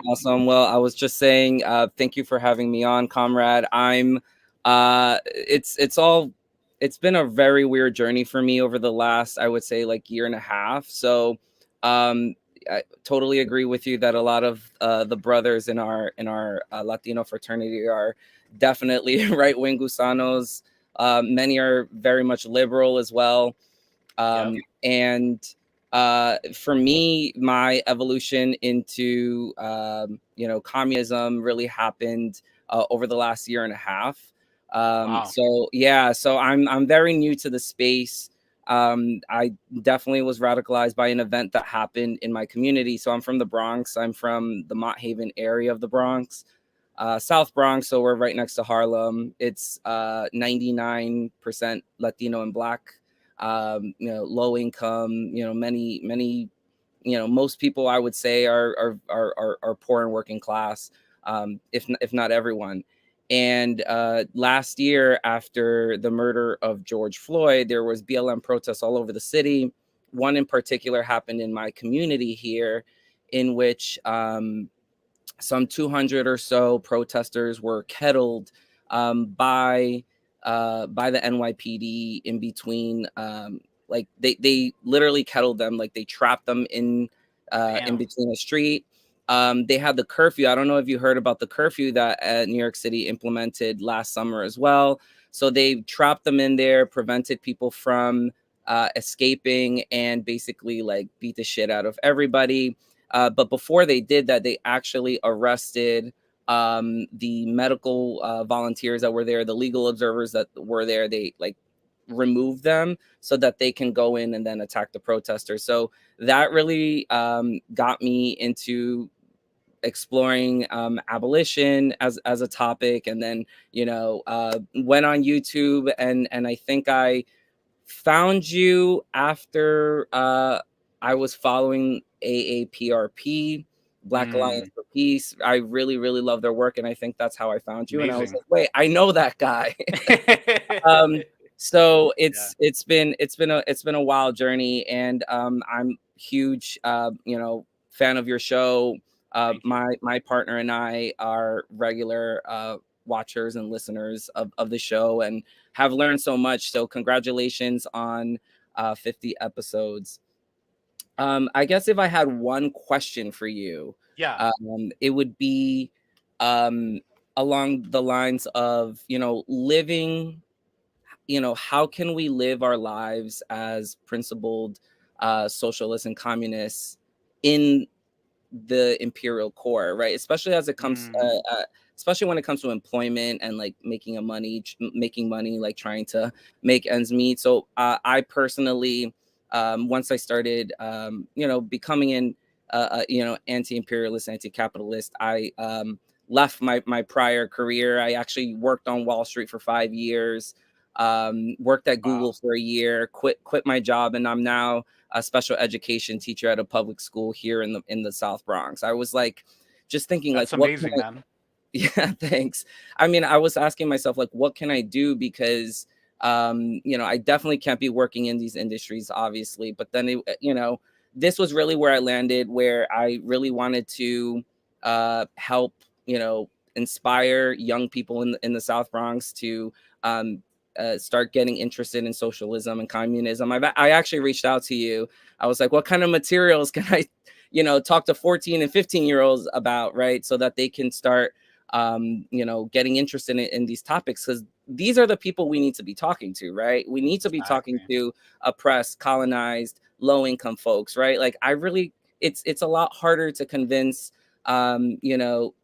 upper income, high income white folks that grew up in privileged circumstances to kind of buy into socialism and communism, right? Like we got to go to the people who will actually really understand the message more easily, right? So anyway, my question to you is like, what are some of the things that we can be doing to earn an income, so that we can house ourselves, feed ourselves, etc., while still maintaining ourselves as principled communists?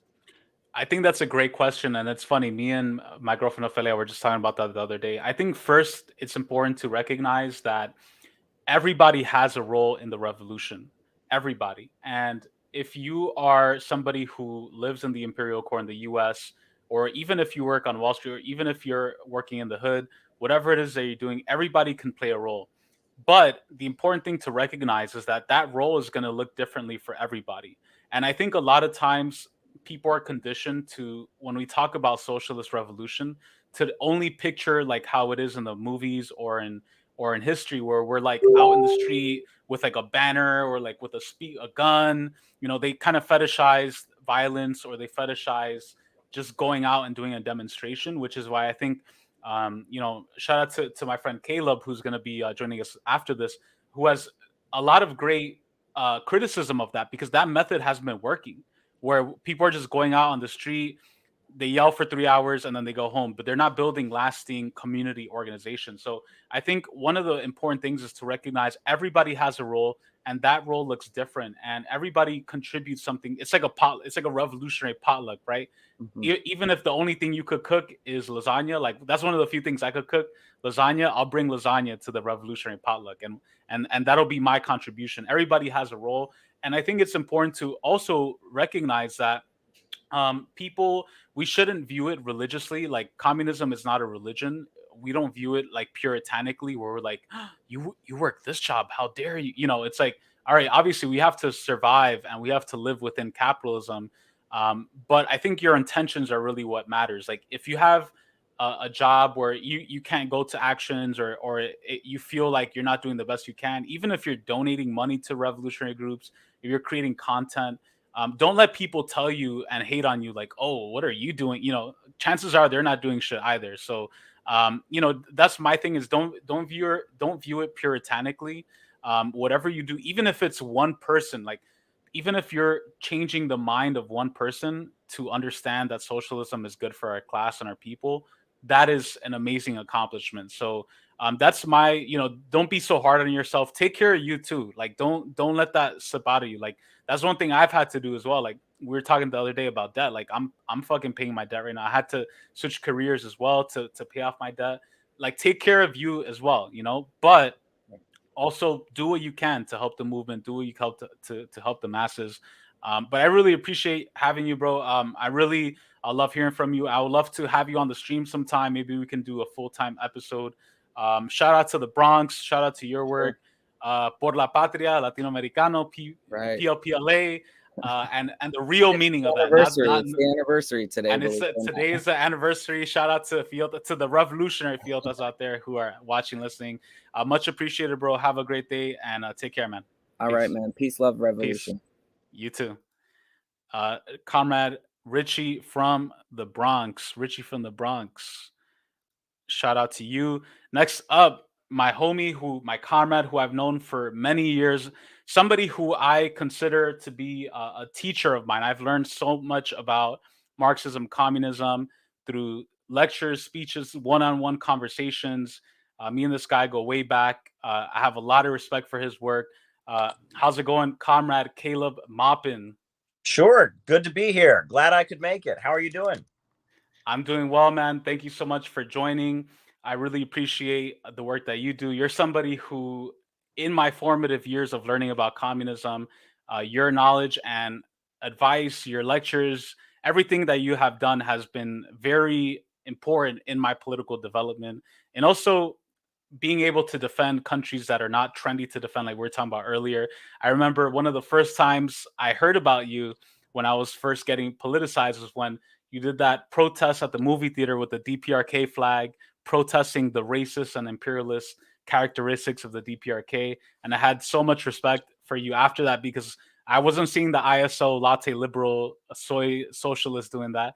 And you're somebody who has always been politically on point when it comes to anti-imperialism and just being principled. So I really respect that. Tell us a little, I mean, I'm sure everybody here knows who you are, but tell us a little bit about who you are, what made you radicalize, and any comment or question you have. Well, I guess I just want to touch on those protests that we did back in the day, because, you know, we were going to have a really small rally. This movie Red Dawn came out. It was this hysterical anti-communist movie about North Korea invading the United States. And in the 80s, it's actually a remake of a movie from the 80s about the Soviet Union and Cuba invading the United States. And so we thought we were going to have a protest against it. And it wasn't going to be big. I mean, you don't get a lot of people in the streets to, you know, support North Korea. We thought, how can we make sure this demonstration really makes a splash? So instead of just bringing signs that said like no war, hands off Korea, we brought pictures of Kim Il-sung, the founder of North Korea, and we brought the flag of North Korea. I found online for like $1, you could get like North Korean flags. So we brought big North Korean flags and pictures of Kim Il-sung, and we went to the movie.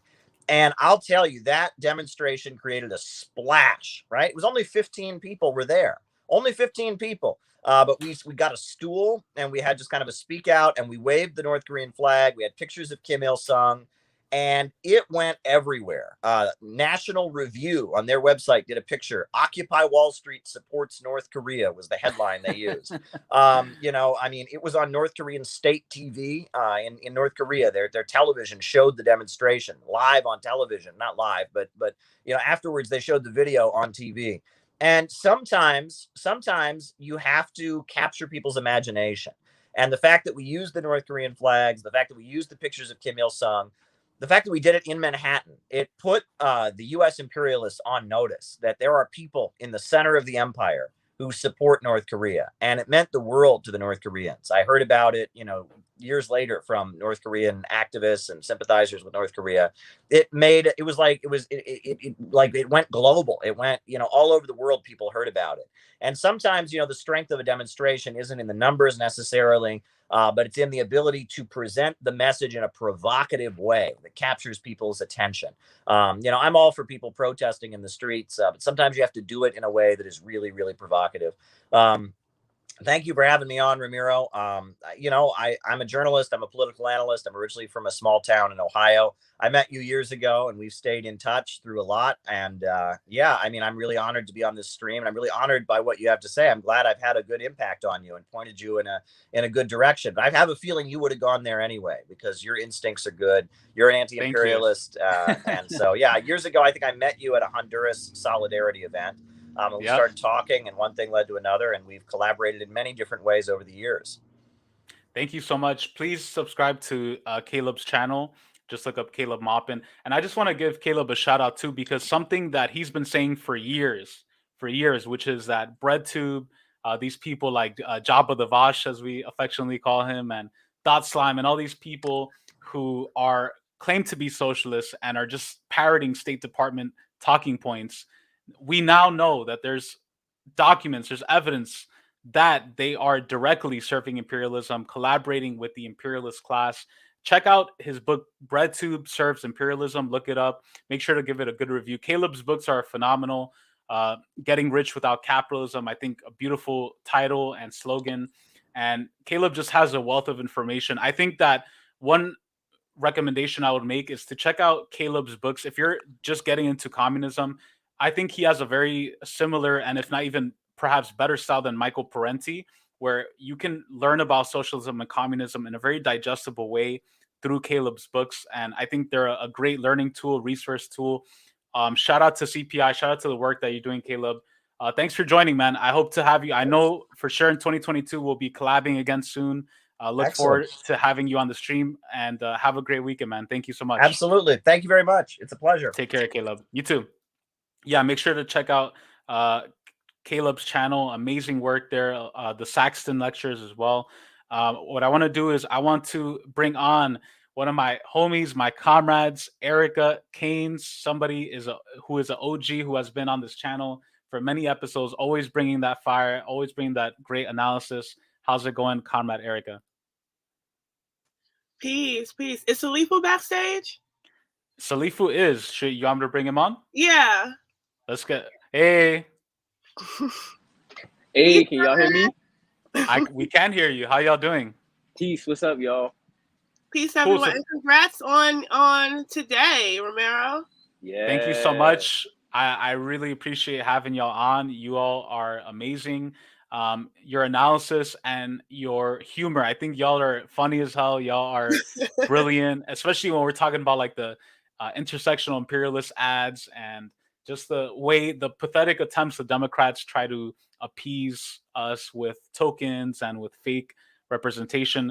So maybe we can start off with you, Comrade Erica. Tell us a little bit about who you are, what you do, and any comment that you want to make.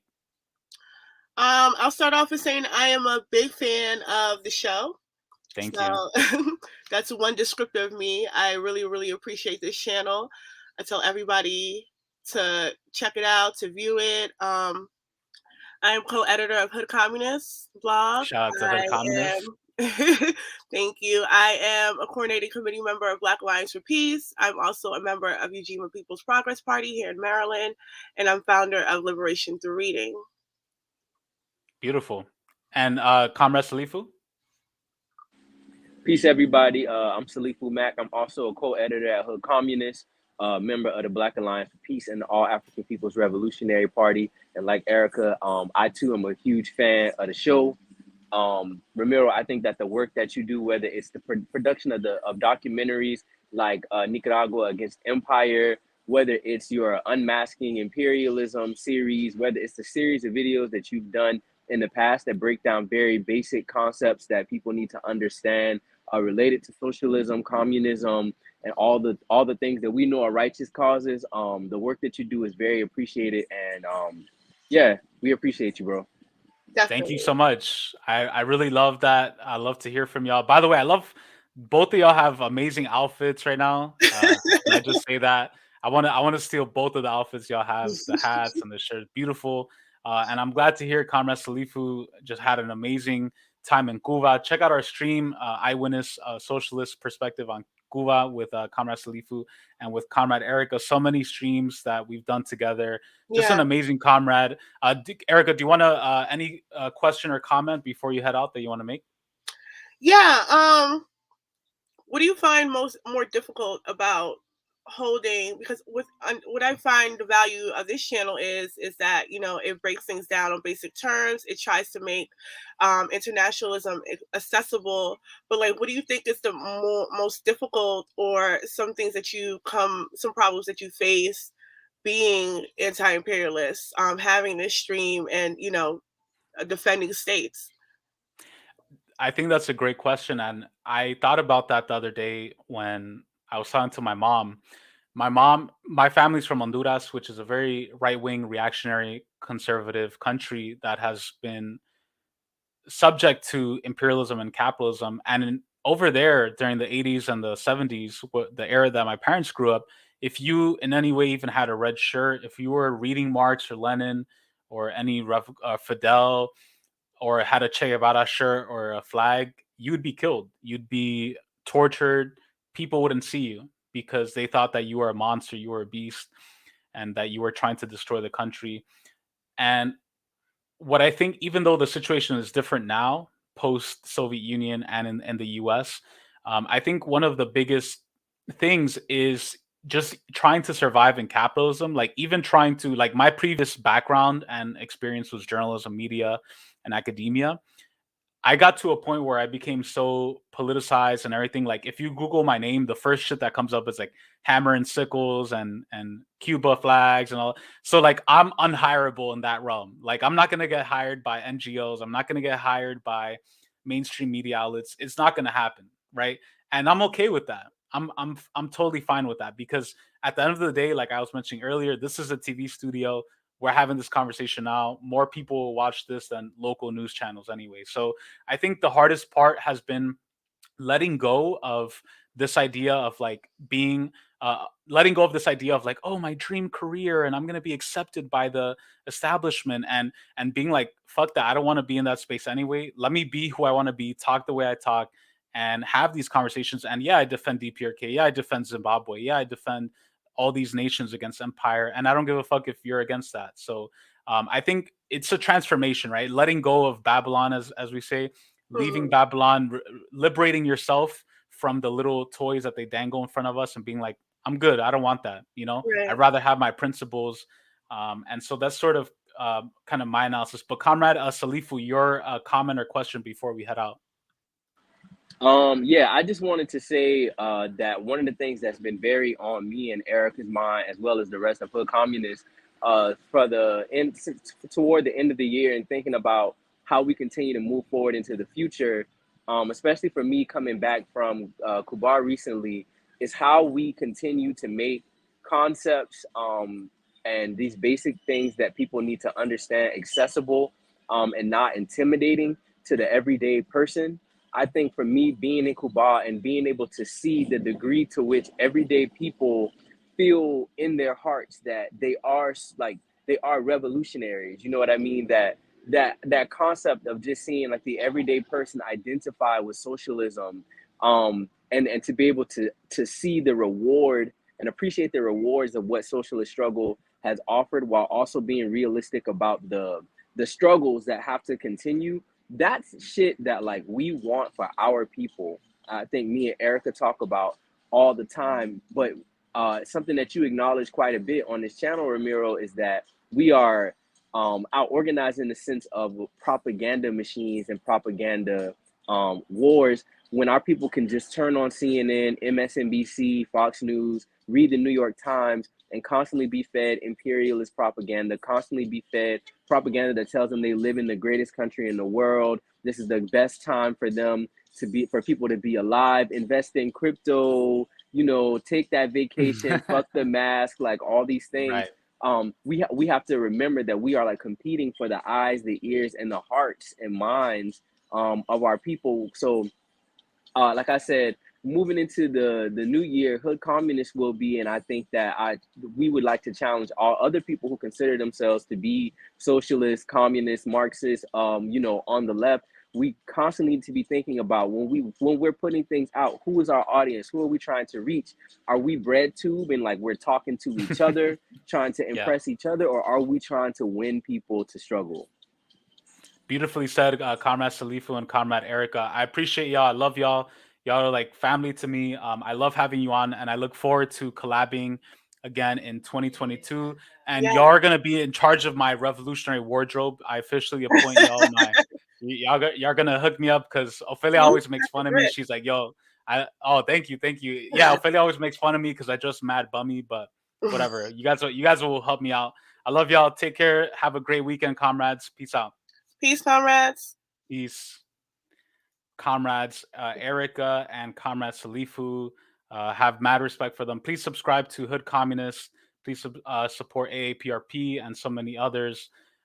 Next up, I'm going to bring my hermano, my fraternity brother, my good friend, my homie, somebody who I've known for years, Cisco, my fraternity brother from Fiota Alpha, another revolutionary Fiota, who is a liberated indigenous content creator, activist, academic, smart as fuck, and somebody who I joke around with a lot. How's it going, brother? Yeah, what's up, Ramiro? So glad to be here. And I really just like to give a big thanks to everyone who actually has been on. It's been a very joyful time to hear the authenticity within everyone's voices and experiences. It's really something that I feel a lot of people are believing in, whether it's communism, socialism, and just like what they're really portraying with their media rights. And I really appreciate that.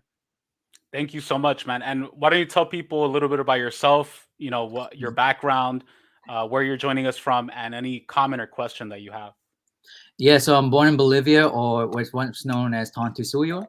I'm currently a New York City educator, and yeah, brother of Fired Alpha as Ramiro. I'm also a content creator. You can look at us up at Latin_entertainment, where we have various conversations about race, ethnicity, identity, culture, politics, economics. Right now, we're going into our second show, which is called Support Latino Businesses, where we just like trying to encourage people to support one another, especially on Abya Yala.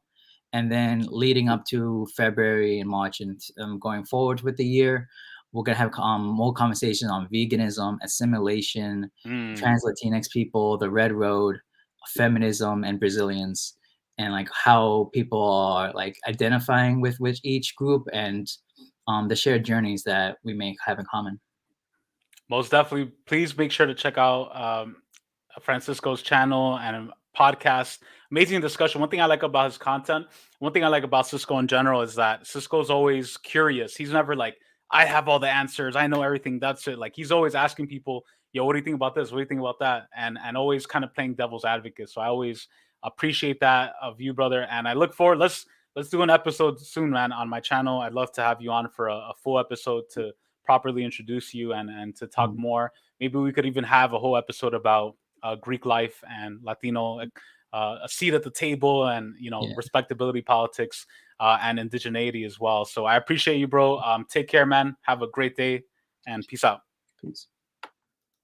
Comrade Cisco, me and him go way back. We went to St. John's. Shout out to St. John's University in Queens, my fraternity brother. Next up, I want to introduce compañero Ernesto Ayala of La Raza Unida Party, one of the revolutionary Chicano organizations out there, especially out here in Aztlan, doing amazing work for the people, somebody who's active in the community, an OG of the movement, an internationalist. How's it going, brother Ernesto? Good, brother. Aquí. Glad to be online with you and all the Thank you so much for joining. And by the way, check out Ernesto's fiery speech. I was at the Chicano Moratorium this year, and Ernesto was talking about the importance of supporting Anti-imperialism, internationalism at a predominantly Chicano rally. Beautiful speech. Check it out. Just look up on my channel. His speech is there, and he does amazing work with La Raza Unida. Why don't you tell us a little bit about who you are, what you do, and any question or comment that you have? Chicano here in Pacoima, California. I grew up in La Raza Unida Party, in the Chicano Liberation Movement. I guess I sometimes have to be more specific. I used to just say the Chicano movement, but it's directly the Chicano Liberation Movement that I grew up in, with groups like La Raza Unida, Unión del Barrio, Brown Berets, and groups like that. So the organization I belong to is a Chicano alternative, ¿verdad? We're building our own revolutionary party for the Raza, and because we're looking for self-determination. We believe that we are a nation and we have the right, as any of our other sister and brother nations of the world, to freely determine our own destiny as a people. Obviously, that leads towards building socialism, and crippling imperialism. And we believe the Chicano struggle is inherently internationalist because 1/4 of the territory, all of it is indigenous, but 1/4 is directly because of the U.S. invasion of Aztlán, Yep. And there's so many of us now, we're rebrowning mainly, the Southwest, Aztlán, but we're rebrowning the whole United States, so, they know that. So we think we need to organize our own revolutionary party for here, as people that belong here on this land, and work towards liberating the land, physically liberating the land, literally liberating the land, together with, of course, our Raza, that is from First Nations and tribal nations, and our New African and Boricua Raza as well. We're all in it together. But I think it's important, that people understand that as Chicanos, we also need our own revolutionary party. Beautifully said, man. One thing that me and Ophelia always talk about, so the Dunkin' Donuts slogan, America runs on Dunkin'. So we want to switch it up and be like, America runs on paisas, or America runs on raza, because everywhere you go in the quote unquote United States, it's Mexicanos, Central Americans, Latino immigrants who are the first to open the businesses and are the last to close it, clean, cook. The infrastructure, everything is dependent on the exploited labor of Chicanos, of Latinos, of all colonized and oppressed peoples. And I love the work of La Raza Unida Party because I think y'all do an amazing job of connecting the Chicano national liberation struggle and movement with internationalism, being pro-Cuba, pro-Venezuela, pro-Nicaragua, defending the DPRK, defending other oppressed nations that have also that are also fighting against empire. And to me, growing up in the East Coast in New York, I had a lot of friends from Puerto Rico, from Borikén. And I think in the same way that the U.S. experimented with Puerto Rico, with medical experiments, with bombing, colonization, we also have to say the same thing with Mexico, with Aztlán. We talk about, Treaty of Guadalupe Hidalgo, 1848, California, the reservations, the forced experiments on Chicanos, the gentrification, displacing people at Dodger Stadium, like all these things have been tested and tried against the Chicano people on their own land. And that's why it's so important to defend the Chicano liberation movement, to defend La Raza Unida Party. Please support La Raza Unida Party online. Thank you so much for joining, compañero Ernesto. I hope you have a great day, brother. And I look forward to having you back on, man, for another episode. Peace out. Viva la revolución. Peace out. That was Comrade Ernesto Ayala, an amazing comrade. Next, we're going to finish up here with just two last comrades, Comrade Roger, and last but not least, my hermano, Comrade Khalil. I see Roger is on. Roger, can you see and hear us okay? Yes, I can. How's it going, Roger? Tell us a little bit about yourself, where you're speaking to us from, and any comment or question that you have. Right. You might be seeing my name as Tian Wong. That's not my real name. Roger is my real name, but I am Chinese, and I am, as you can hear from the accent, the way I'm speaking English. I'm You're from New York. No, just like Old York. I'd love to say Old New York, but I'm not even in Old York. Southern England is where I'm based. Yeah, but you're from New York. You're in New York, right? I'm actually in LA, but I'm born and raised in New York. Okay, fair That's enough. it, But yeah. you're from Honduras. Yeah. Well, I can't speak Spanish. No worries, man. You almost got it. Yeah. I actually work with a channel called Mango Press, run by a group of British Marxists. Cool. They run a channel here on YouTube, and I'm not one of the governors of the channel. You know, I'm not one of the decision makers of the channel, but I do contribute to their content sometimes. And I've got my own channel called a very, very small channel. It's very, very early days, called Comrade Wong. Comrade in the Comrade Wong. Not Comrade Wong. Red Oh, Wong. Comrade Wong. Oh, I like that. Yeah. I like that. it's a pun. Comrade Wong. Yeah. Wong is my actual family name, but Tian is not my name. Okay, that's just a made up name. But anyway, still, a comment I've really got is where do I even begin? It's absolutely disgusting how these imperialists frame themselves as some sort of saviors of the world when they're the ones that's been robbing everywhere, pillaging everywhere, bombing everywhere. And then they come to you and say, "Oh yeah, we need to save you. We're here to save you from this oppressive communism." What the man? Yeah. I mean, they came to our country and forced opioids on us at gunpoint. Yep. And then they came to your country and took over all the good farmland and grew cotton, ruined it by growing cotton or whatever, fruits or United Fruit Company, ruined it for their own ends, and then they grew. I believe they grew cocaine, and ruined it for their own benefit, and then they claim to be, oh yeah, we're saviors of mankind. What the fuck, man? Yeah, it's crazy. And no, I appreciate the comment, bro. We have one more guest to bring on, so we're gonna have to leave it there. But Okay. I totally know what you mean, man. The use of drugs. We actually did a whole stream about this back in the day, like the strategy and using drugs as a weapon to enslave the Chinese people, to keep them oppressed under neocolonialism. The same tactic has been used in Latin America and the Caribbean, and that's the levels of evil, man. I don't even know how to describe it. Thanks to Chairman Mao, we turn ourselves around. Oh, by the way, it's Chairman Mao's birthday today. Don't forget. Happy birthday to Chairman Mao. Today is Chairman Mao's birthday. And the Chairman Mao said the Chinese people have stood up.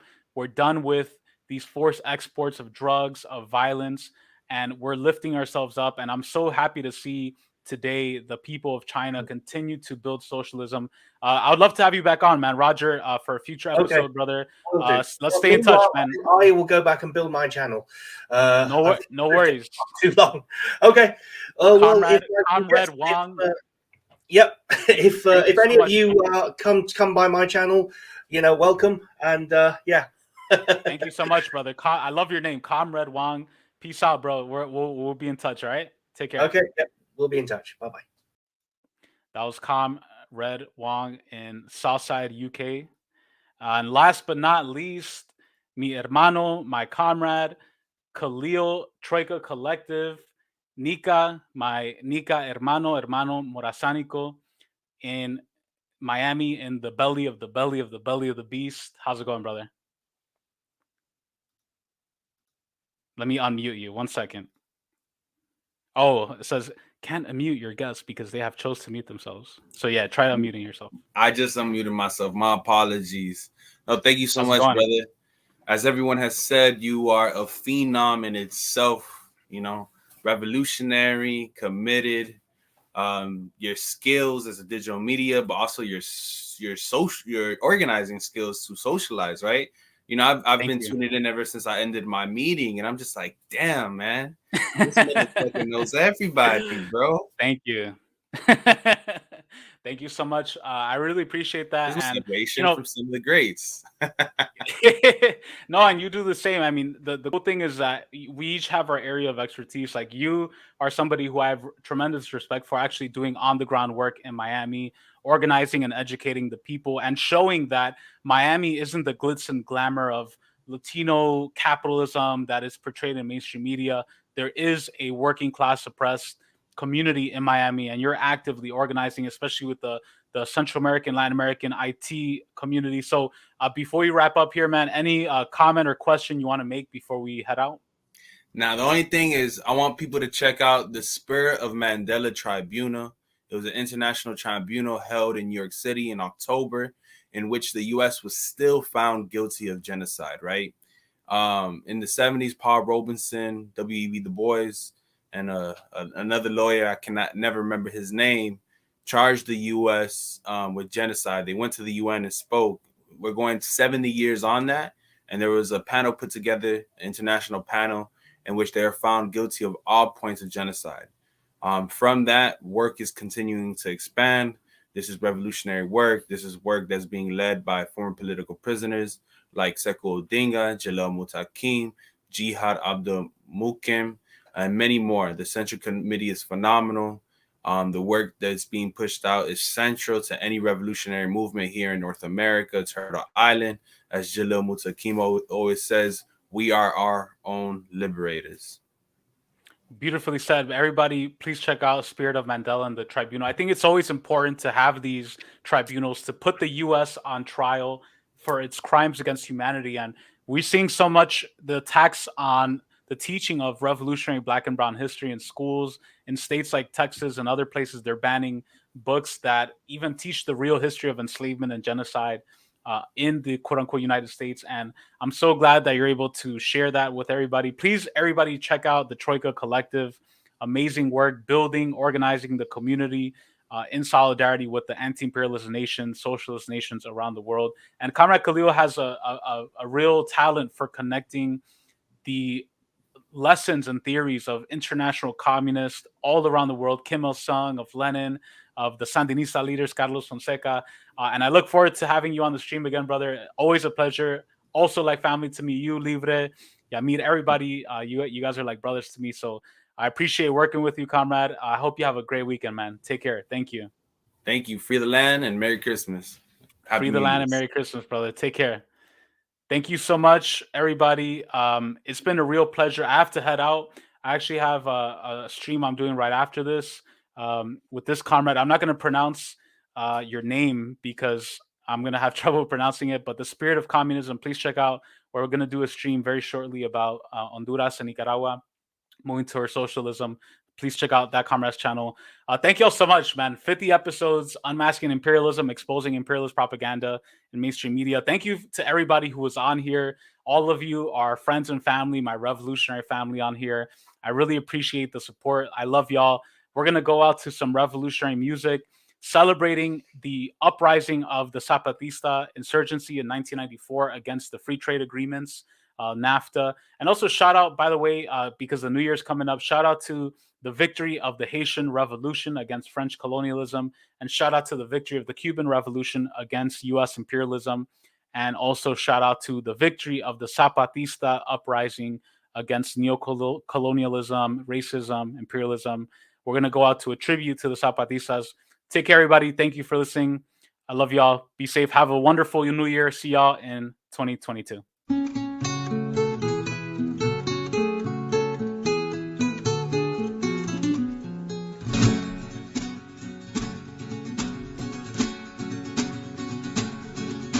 La plaza de mi pueblo, dijo el jornalero al amo. En la plaza de mi pueblo, dijo el jornalero al amo. Nuestros hijos nacerán con el puño levantado. Nuestros hijos nacerán con el puño levantado. Esta tierra que no es mía, esta tierra que es del amo. Esta tierra que no es mía, esta tierra que es del amo. La riego con mi sudor, la trabajo con la riego con mi sudor, la trabajo con mis manos.